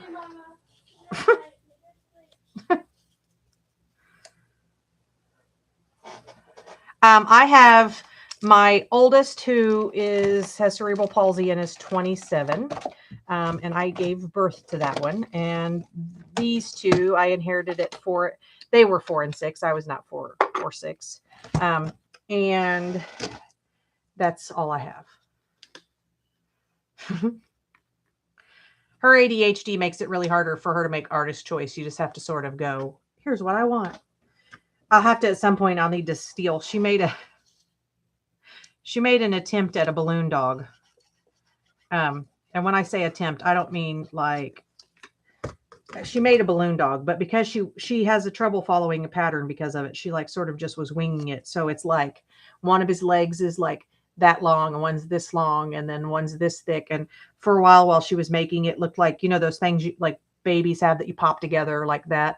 Like it just looked like that. It was hilarious. So, and she'd be carrying it around when we'd go places and people be staring at her trying to figure out what she was making. I brought my balloon down. Oh my God. She's bringing in the balloon dog. I've decided. Because going to bed is apparently a thing that doesn't happen anymore. No. Here. You guys ready to laugh? You have to like hold it correctly though. Oh, I am attempting to hold it correctly, but like that. Its spine is broke. I know. I'm deciding to be proud of it. I'm deciding. His neck. Come on. You can do it. Because you can do it. There. Because I didn't use a pattern. It was like one of your very first things you did. So I'm not saying you shouldn't be proud. It's just, but I mean, it was the very first he looks like roadkill. Yeah. We need to have a little funeral. Dun, dun, dun. Here comes the bride. Oh, is that the wrong one? No. It was here. Hold on Comes though. Does the- he still come apart? Yeah. Hold on. This is what she's carrying around wherever we were going though for a while. Okay, first of all, there's this part. That's what it was. Okay, you gotta do the. I got to do his butthole first. Yes. Sorry. Either pick one side. So we're walking around, we're going to restaurants while she's working on this. And like everyone is looking at me like I allow my child to do drugs. And when I was on like the third or fourth one, whatever that one is, I had it tied up so it wouldn't be so long. Yeah, and it looked like an inappropriate body part. Yes, and this person here, this beautiful lady you were watching. Yes, her mom. That's me. Yes. I told her she couldn't take out a wiener in public. I know, so demanding of me to not allow my child to have wieners in public.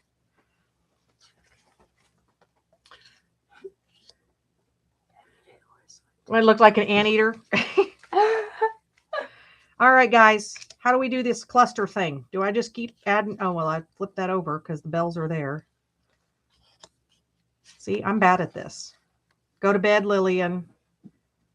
Also, do I punch it? Good night. I love you. We did this. Good night. Bye-bye. No more excuses. Bed. Adorable roadkill. Exactly. It can be roadkill and adorable. Yes. Yeah, I don't do the like tell my kids like I tell her that she did a nice job and but like maybe next time we should look less like a wiener. Yeah, when you hold it correctly, it's cute. When you don't, it's possibly like you can't take it in public because you could be arrested.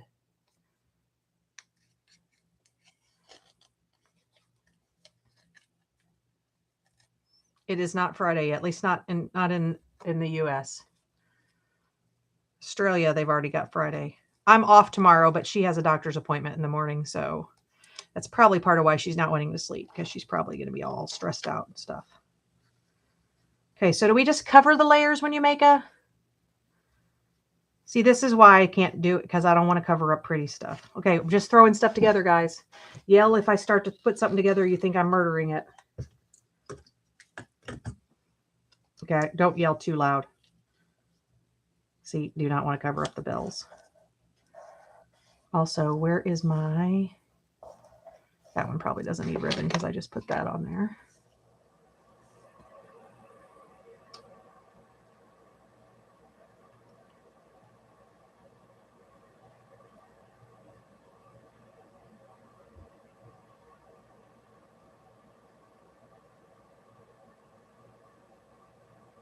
I am so sorry, Cindy. You were telling that story the other day about when you got your kids and sweet stories. I literally, I met Tom and probably fell in love with the kids before him, to be honest.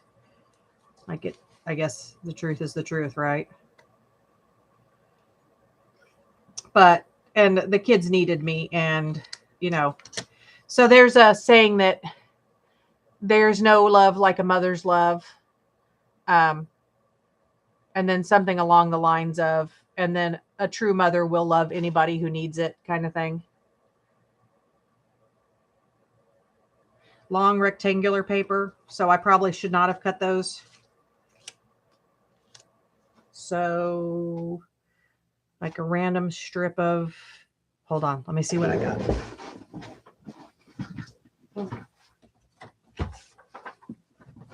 For now, I'm going to use the top of this because it's within the realm of the right color. So I will tear off the part that I intend to save for other stuff. Thank you, Debbie. I need guidance when it comes to this.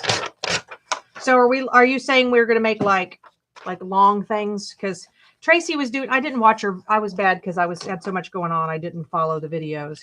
So we put this on top of that and then add stuff to it, because she was sort of just making little, like I'm trying to think the only successful cluster I have. I don't even know where I shoved it. It's on my desk someplace. It's just so out of my the way I do things. And that's just because I was, you know, Christmas paper scraps. Okay. I have that.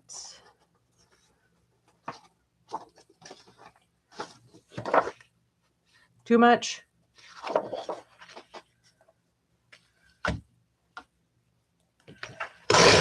And of course I have book page because, you know, who doesn't have some book page floating around? Okay.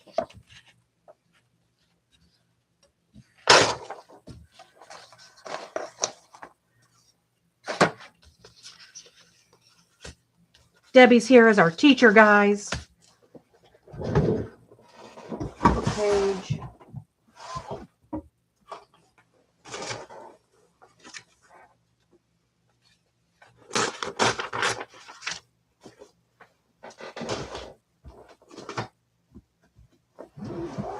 Hey, that drawer also has Band-Aids if anybody needs them.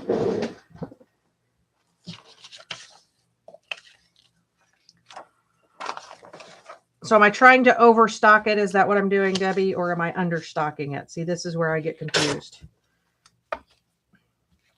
Like, because I see this and go, that's pretty.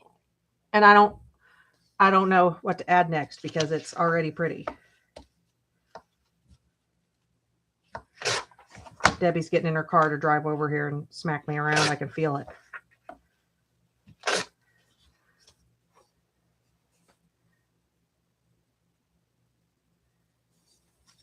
Okay.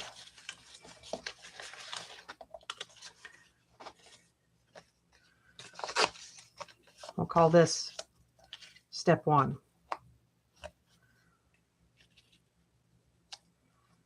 Put that there. Even if this doesn't turn out right, it's fine. I can print a whole nother set of these.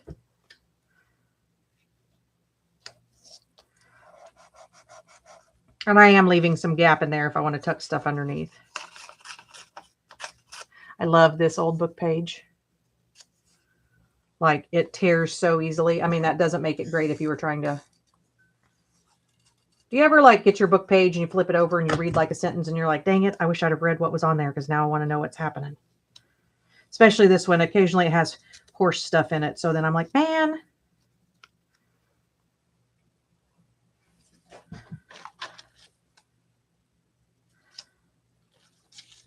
Let's see.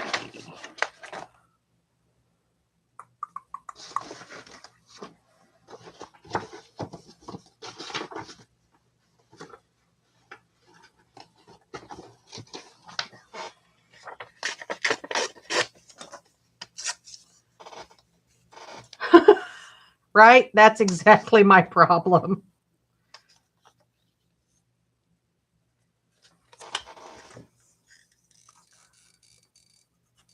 And like, I could do a whole bunch of inking, but I also know that I will get nothing done. I just glued the wrong side of that. It's fine. I don't want the little girl to come off the bottom. Like, I want her to hang off the bottom, but not get torn off. I don't want to double up the holly.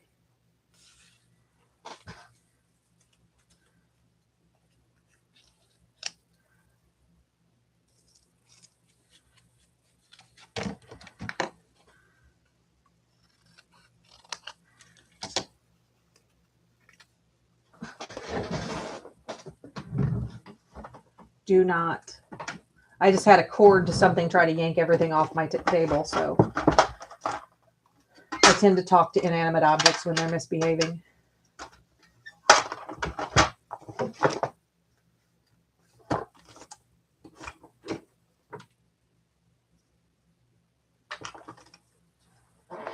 Yeah. Is that one even opened? Nope. I have like too many of this one color of ink.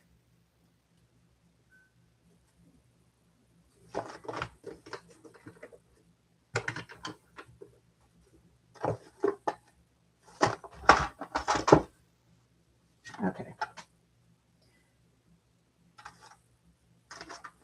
I'm gonna get out a Nude Otter because I'm not had used. I can't find a red that or a green that I like out of that group, so. Field paint? Looks like.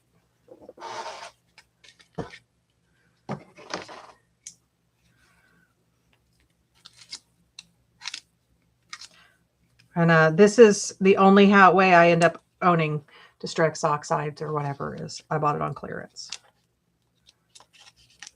I mean, I have bought a few things where I was like, I definitely need that color for something. But most of my inks are just standard. I use the crap out of these little Stampin' Spots because I can re-ink them, and this top drawer has a little of every color. And there's one called Soft Suede, and it, whatever you use it on, it seems to work. Okay.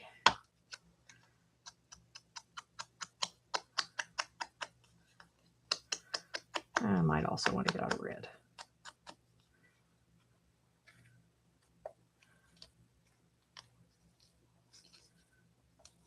Okay, it needs something here. Not more plaid.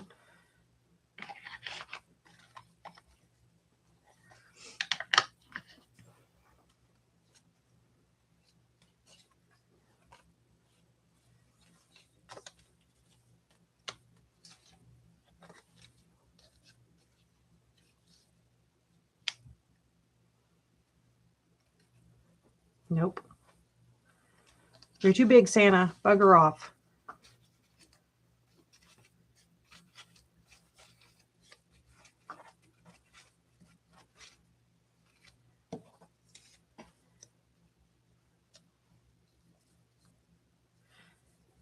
Okay.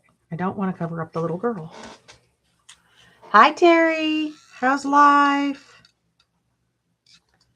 We have had a very varied conversation, learning lots of stuff about, I did it, almost covered up the little girl. You guys, I cannot be trusted.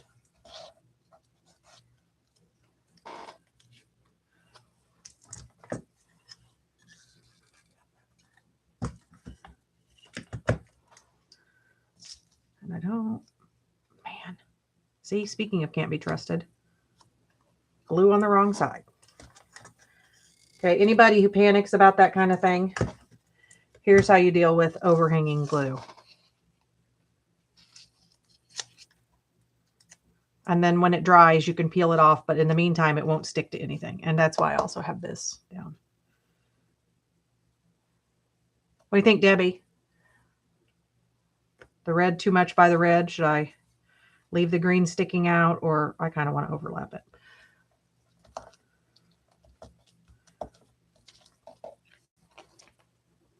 It still feels like it's missing something. I wonder.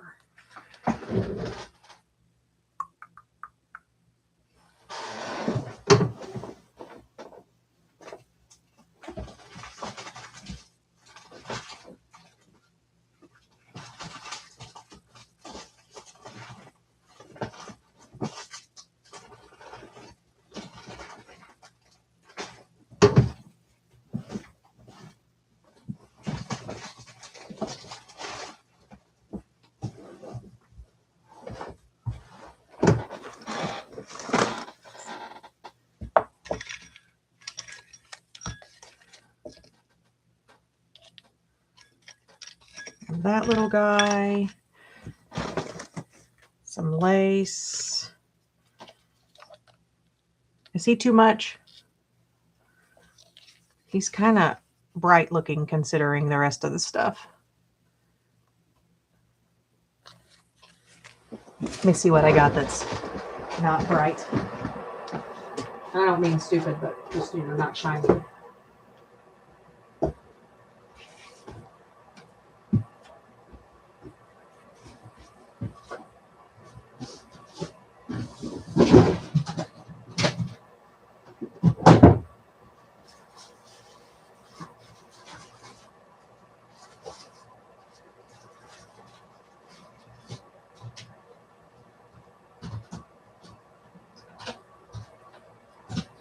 Talk amongst yourselves. I'm trying to dig through my stuff.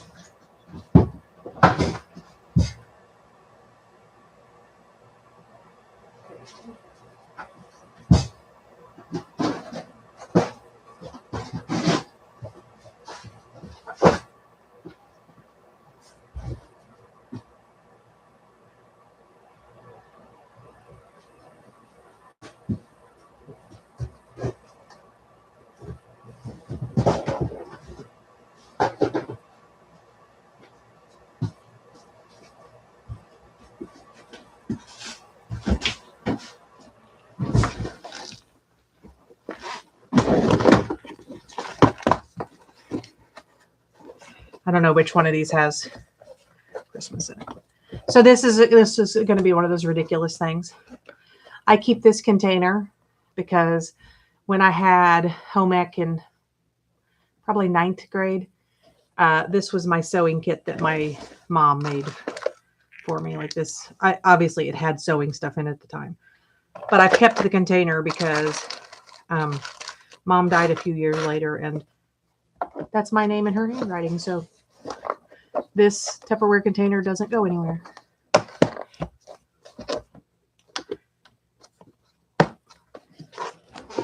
Plus, I mean, Tupperware containers don't exactly go bad.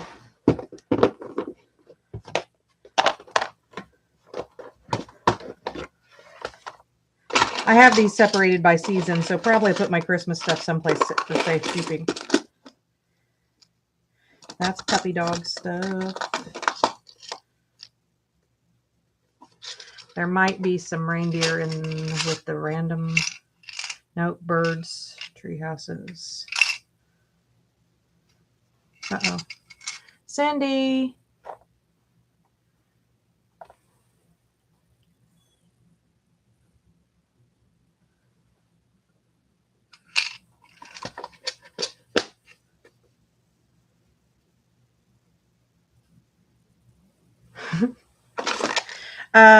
Are you doing it on your channel? Because I'll come watch, because clearly this is some stuff I need to work on. Like, I watch people do it and I'm in awe because, you know, seriously, what did I do with my Christmas stuff?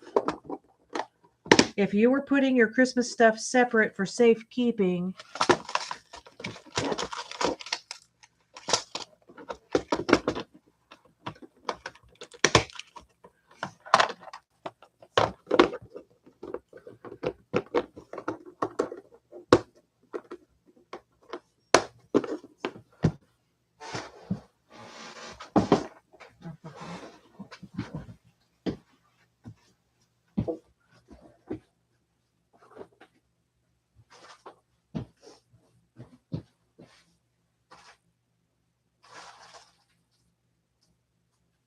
a bunch of stuff I need to sort.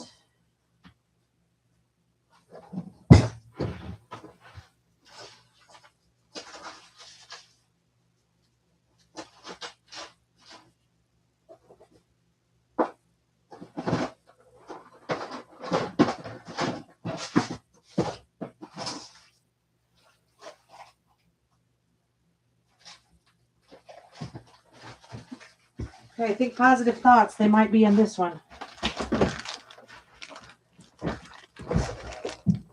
First of all, these are all ones I bought out somebody's stash. So at some point we get to play what the heck is in this. Puppy dogs and butterflies and birdhouses. Is that a freaking llama? Oh my, what the flying crap.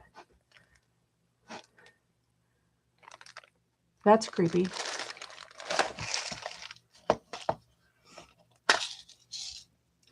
Brads. Little Brads.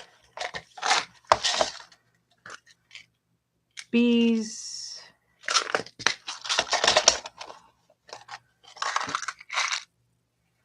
Fall leaves. Squirrels.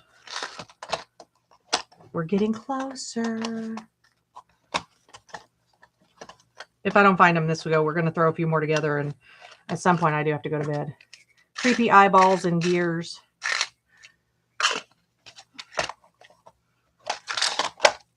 Christmas.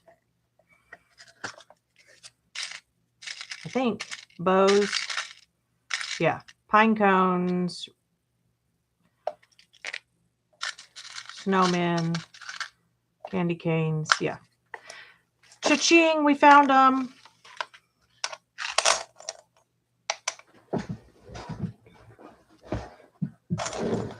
And because it'll be easier, I'm going to probably use this one that I just found that's a Brad. Oh my gosh, though. Look. I just had my husband order me some little reindeer, though, for the reindeer cards I'm sending to the Ginger Cat friends.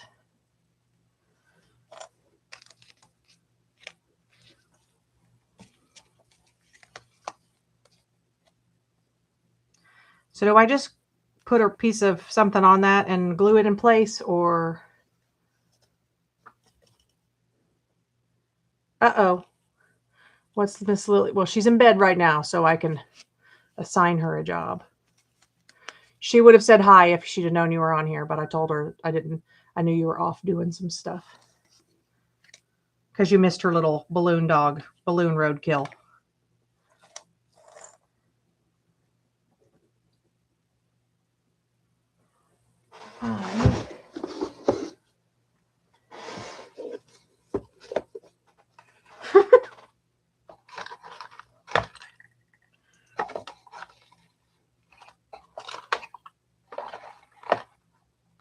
By the way, and Lily's mind, you're part of the family, by the way, Pam.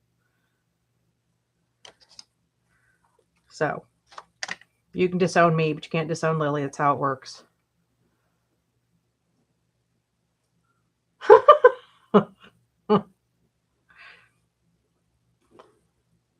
I'm mostly watching the clock because I'm supposed to do a Duolingo lesson, and I'm afraid that the Duolingo bird will come to my house and kidnap me if I don't do a lesson every night. So what do you need from Miss Lily? Tomorrow, that is. She'll be with me in the morning on the way to her doctor's appointment, so I'll probably have your live on and it'll be her watching. So some Christmas stockings for her. Okay. Does she have an idea for the Christmas stocking, a size? Because the issue with Lily is she can't really read a pattern. So it'll need to be something I could show her, or we could find somebody who's like a video of somebody doing it.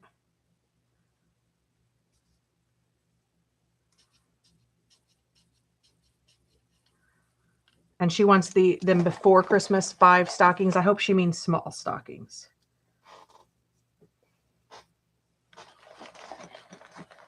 Okay.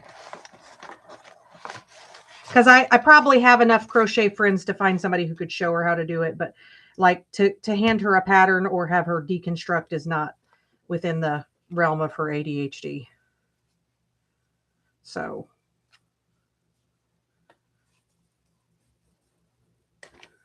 But yeah, she was asking today if I could sell some of her. Her phone she's dropped it a couple times, and Dad has fixed it a couple times. And, but she probably needs a new phone. And we've basically told her that then, since she's the one that is responsible for it, that she needs to find a way to earn a few bucks she won't have to pay for all of it, but that responsibility means it's okay. So do I, Terry. So I'd say she got it honest, but she got it honest from her dad, not from me, because, I didn't give birth to her and whatnot. But it's only, it changes. She's able to do things other people I don't think could do. Okay. That's not going to fit through that opening. That stinks. Note to self. Don't try to cheat. Just go for it. Put the jump ring on. It's challenging. Partially because, like people don't understand. And even sometimes I don't understand because, it's a more extreme version. She has a mild processing disorder too. And she gets frustrated in a way that, like, when I get frustrated, I get mad and do it. I do more. Yes, exactly. So my husband's ADHD is the reason he's a diesel mechanic. Without it, I don't know that he would be able to do the things he does. Pliers, that's what I was getting.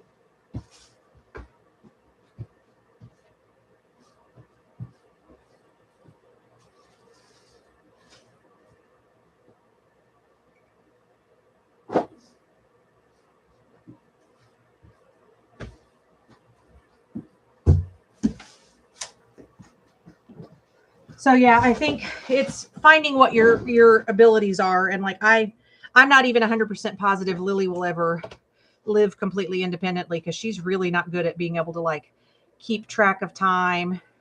It's not telling time. It's that, like, if she thinks she's done something for 10 minutes, it can be 2 hours she's been doing it and not have any concept of it, which I understand on a much smaller level. Mercy. I remember when my eyes were better than they are now. Good times.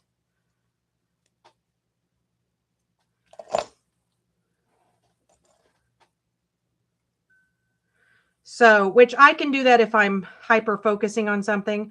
For her, it's literally like, you say go do the dishes, and then 2 hours later I let go and she's still in the kitchen because, she's refilled the soap and she's done whatever she can do not to actually put the stuff in the dishwasher. So she says she's never leaving home, and like I could fight it, but if she needs me forever, then I'm here, I guess. Well, as long as I'm here, but then also Duncan's house is in a trust and it has an apartment next door, so Lily will still be taken care of. So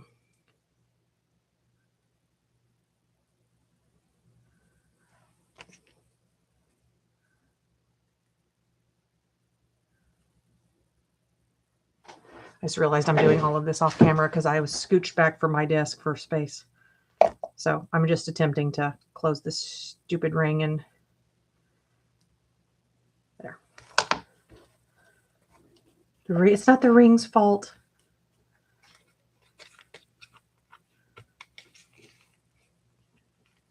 Okay, bam. I'll look at it. If it's a simple enough pattern, I can probably figure it out to show her and help her with it. I'm trying to think. Most of my crochet friends are online. But I can find out. Are they wanting them all before Christmas or just in general, like at some point they want to have them?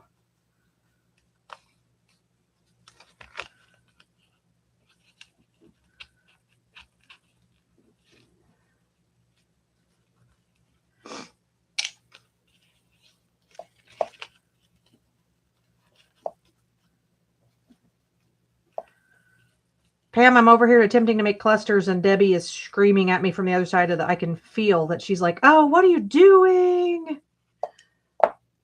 Good night, Debbie. I didn't see that she had already left, but there, look, I did oh crap on a cracker. It covers up the okay, it's fine that it covers up the Merry Christmas, right?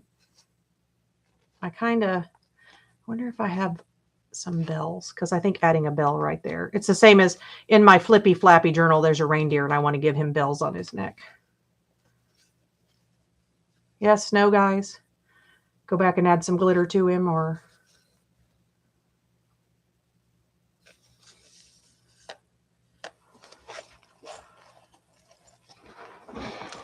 here, Pam, tell me what page to put him in.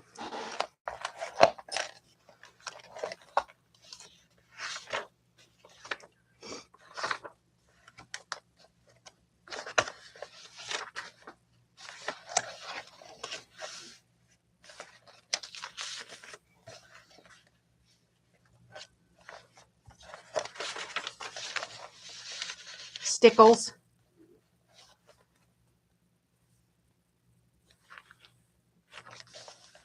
Oh, I kind of like it here. What do you think, Pam? On the snowflake page. This one. Clipped on. I have these big honkin' pretty clips. And I also could make a covered one. Or I could turn this, I could make the back of this so it's glued onto the hidden paper clip. Na-na. 14 hours of work and one. No, I'm just kidding. Most of it was fussy cutting. So it was fun. It's been fun though. And I should probably get some sleep. I'll sort through some more of my, of these and pick out ones that I want for these clusters. Cause I have these bells definitely go with it. These honking. Oh, look, a random balloon dog in the middle. He's out of place. There's no stupid question. So like these, the little gems, charms.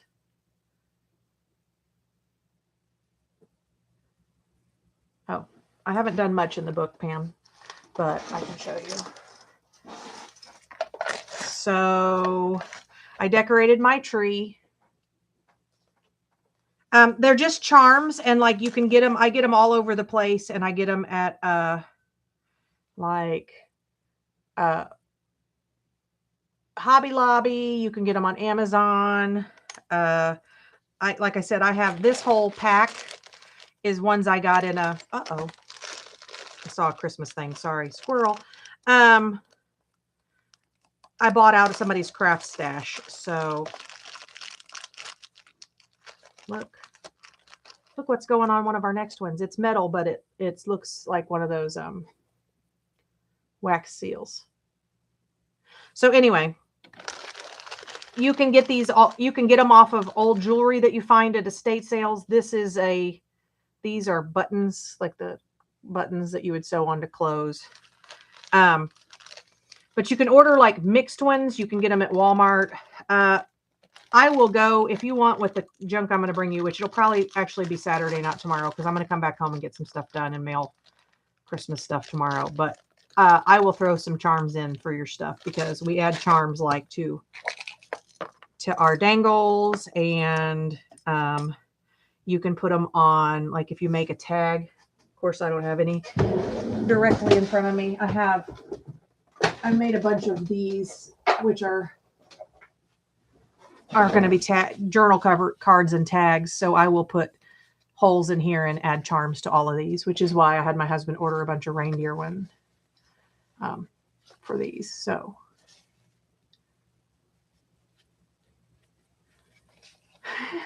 I actually have a whole thing of balloon dog ones, so it isn't necessarily that random. It's random that somehow he didn't get selected out. In that bin where I was sorting, one of the whole things would have been balloon dogs. So I have, this is all balloon dogs, dinosaurs, owls and turtles, cowgirl hats. It's a problem. Elephants. These are usually words like hope and love, and then the books. But yeah, kind of random, but also it's not, because I like balloon dogs. And then like this was a piece of jewelry I got at Goodwill, and that is, I'm saving that for when I do the Saggy Baggy Elephant little golden book. So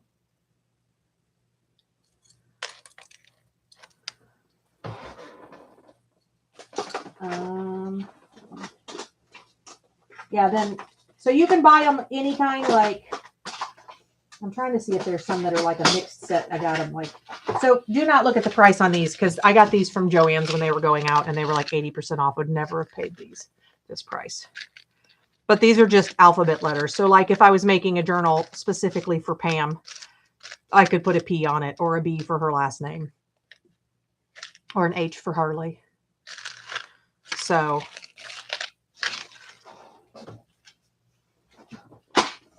7 million charms, that most of which I'll never get to, but if I need one, I have it. All right, back to showing this to Pam. All right, so I decorated my tree. I don't remember. Okay, I added this, which was, this lady made a card on, I forget which group, but she posted a card and she'd used this poodle paper. And I just commented that I loved the paper, and she said she'd gotten several sheets of it when she got it, like at Hobby Lobby or someplace. And so she sent me 2 sheets of this paper. So I added one in here because it was puppies. And then I sent her a bunch of stuff for my stash. And that was sort of the beginning of my getting goodies. Like realizing just how cool junk journalers are. So I have been intermittent. I haven't done it like in any sort of order. If I add something, I just add it wherever I feel like it could go. I don't think I added anything in there yet. Because all I've done, Pam, is make Christmas cards. I love making Christmas cards, but I've definitely hit a wall. This I turned into a journal page, so I added some leaves to kind of round out the design.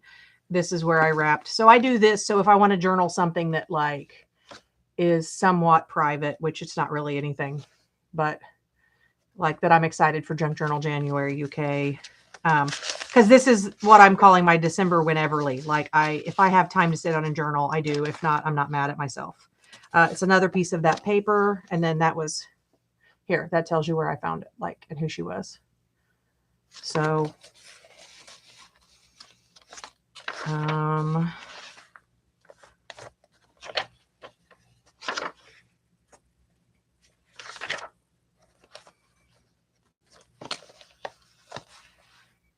started to put it on this page thing. Nope, there it is. That's from Tina. So again, I put the note that that's where it's from. I will probably take a piece from my,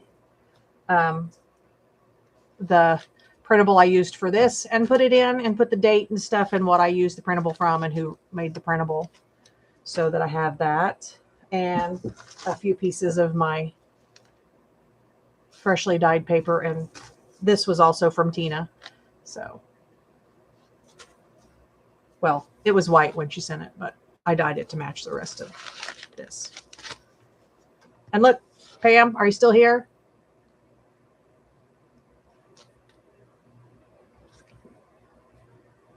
I dyed these so that I had blue and white together. And I said blue balls a couple times on my channel and nobody laughed. It makes me miss you when nobody laughs at my ridiculousness. That may be, and then this I think is all I've added. So you just laughed. That's what you're here for. So that I'm not the only 12-year-old in the room. Yeah, I think that's all I've added so far. I have a bunch of puppy stuff that I intend to add. I've just been sort of using it as my December daily, and haven't really done much. I love this. Did you make this or buy this? Because there's a guy who he has how to make this, and I was watching it, and I think I'm going to have to figure that out. Oh, okay. Uh-oh. Oh, it's this on it. I was like, is there something inside that I've missed this whole time? It's fuzzy. I think that may be what all of us with ADHD love so much about junk journals is it's like, I not only am looking at it, but it's tactile. So anyway, but also see, Debbie, she put buttons on hers. More, I don't even know. There's a couple of little charms. She got a little Santa.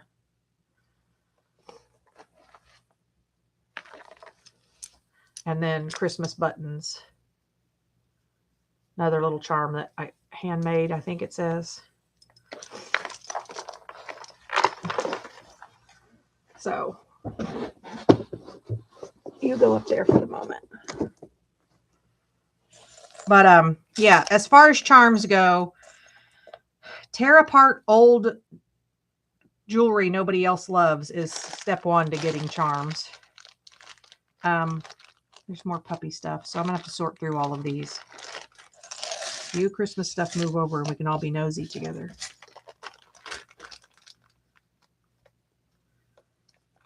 I got a heck of a bunch of crap from this lady. She was like, if you take everything, I'll give it to you for a really good price so I don't have to deal with any more people on Marketplace. So there's a cross, some locks and keys. Oh, snowflake goes in with the Christmas. Aw, Cindy, I found your Christmas present. She called to you.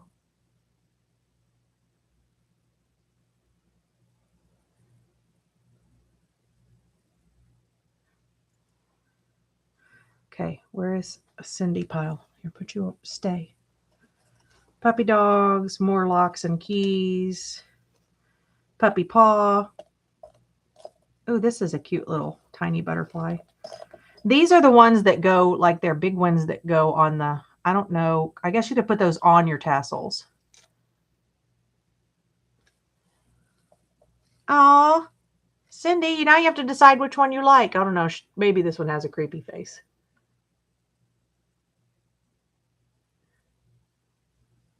Yes, I gave you Christmas kitten fabric that had orange kittens on it. Did you use it?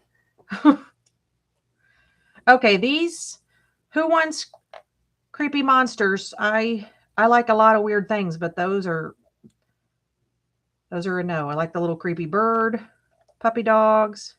One of these is going to have to go on that journal, Pam, for the pokey little puppy. Okay, that little monster is not creeping me out.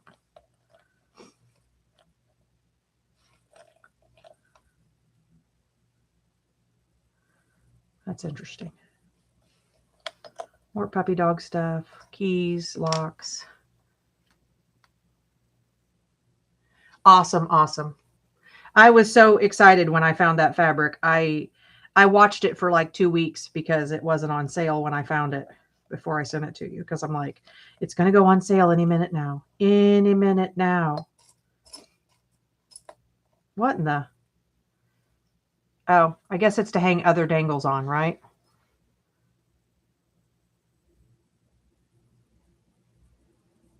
It was it had multiple little kitties on it, but the fact that it had an orange kitty was very, it made me happy. Is this it's just a bead, but this looks like a donut bead. Anybody doing a donut journal? More puppy dogs. Uh-oh. Oh, that's interesting.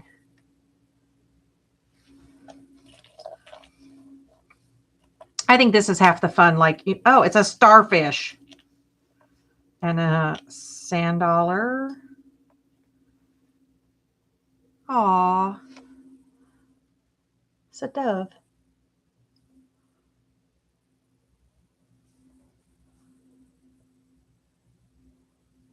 Well, that's some bull crap, Cindy.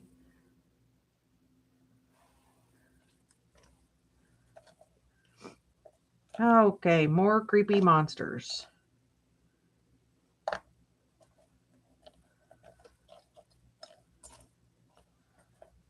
It's hard to make me find something. I'm like, okay, how are you stuck there? Is this... Can you see what it is? Of course, it's not going to freaking focus. Why would you focus? That would be stupid. It's a Mickey Mouse key.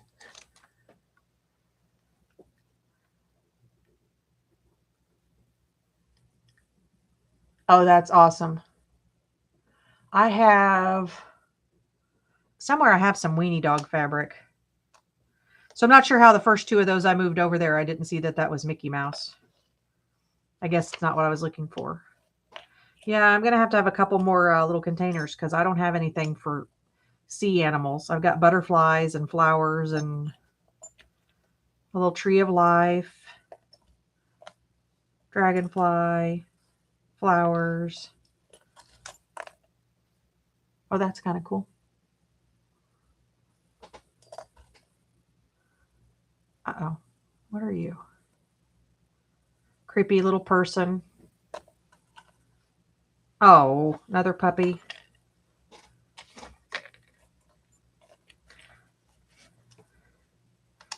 Keys.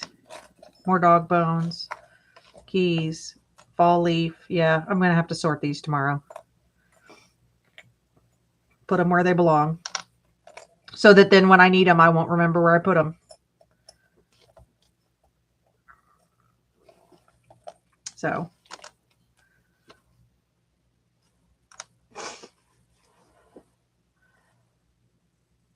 Anyway. I guess we made a cluster.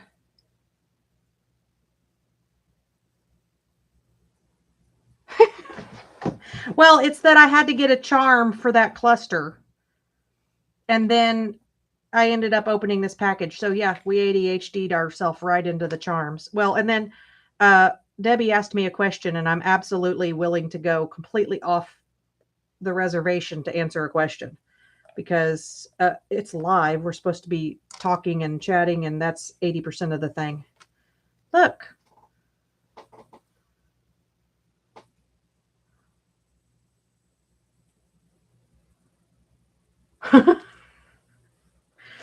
It's almost my bedtime too, so I'm sort of also hitting the wall. And I definitely can't be too tired tomorrow because I got to go to Lily's doctor's appointment, and it makes her anxious to go talk about her anxiety. So I have to be able to be on for both of us. Actually, I take Tommy, and Tommy sits between us, and Tommy buffers the anxiety. So Dr. Rowland has said, Tommy, we should clone him because usually he's like, dogs don't help, but Tommy is, he literally scooches up against Lily and is like, it's fine, Lily. It's fine. Dory keeps on swimming, so it's fine. Also, if you speak whale, you're cooler than everybody else, so they can eat a bug. So anyway, I guess I'll clean this mess up tonight or in the morning, and then we'll work on clusters some more and that journal and more Christmas cards. And before I go to bed, I'm going to put some more bling on this, so whatever page I bling can dry. Pam, could this be cuter?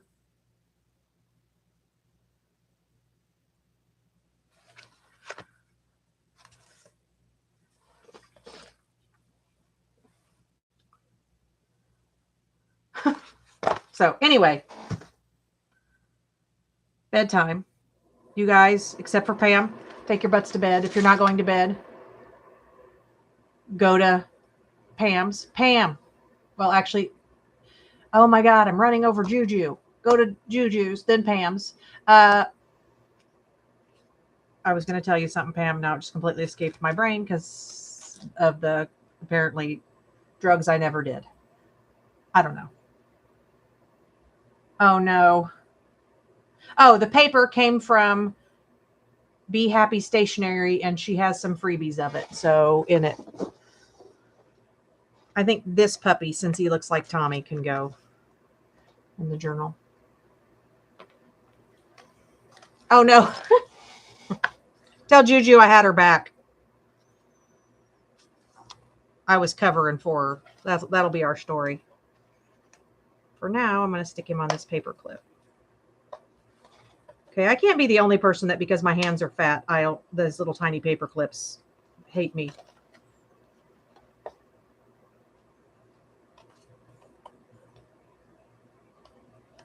Tell Juju I said she's slacking. She come home and take a nap? Or does she work? I thought she worked days.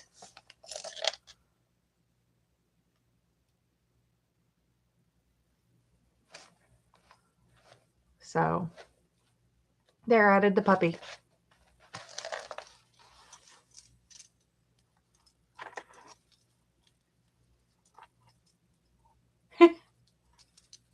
He's in trouble. All right, y'all. I have like 11 minutes before the Duolingo bird beats me up for not doing my Spanish lesson.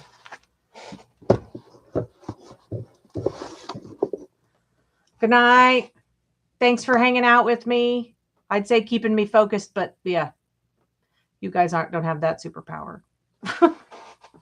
And I'll watch a few, see if I can find videos from Debbie on clusters and get some skill over the night. Thank you, Kim. I loved that I found out how many of you are also secretly reptile lovers. So awesome, awesome. Good night, everybody. If I'm not sleeping, Pam, I'll see you later. I'll probably see some of the others of you, but come on, people, go to bed. Good night. Sweet dreams, everybody.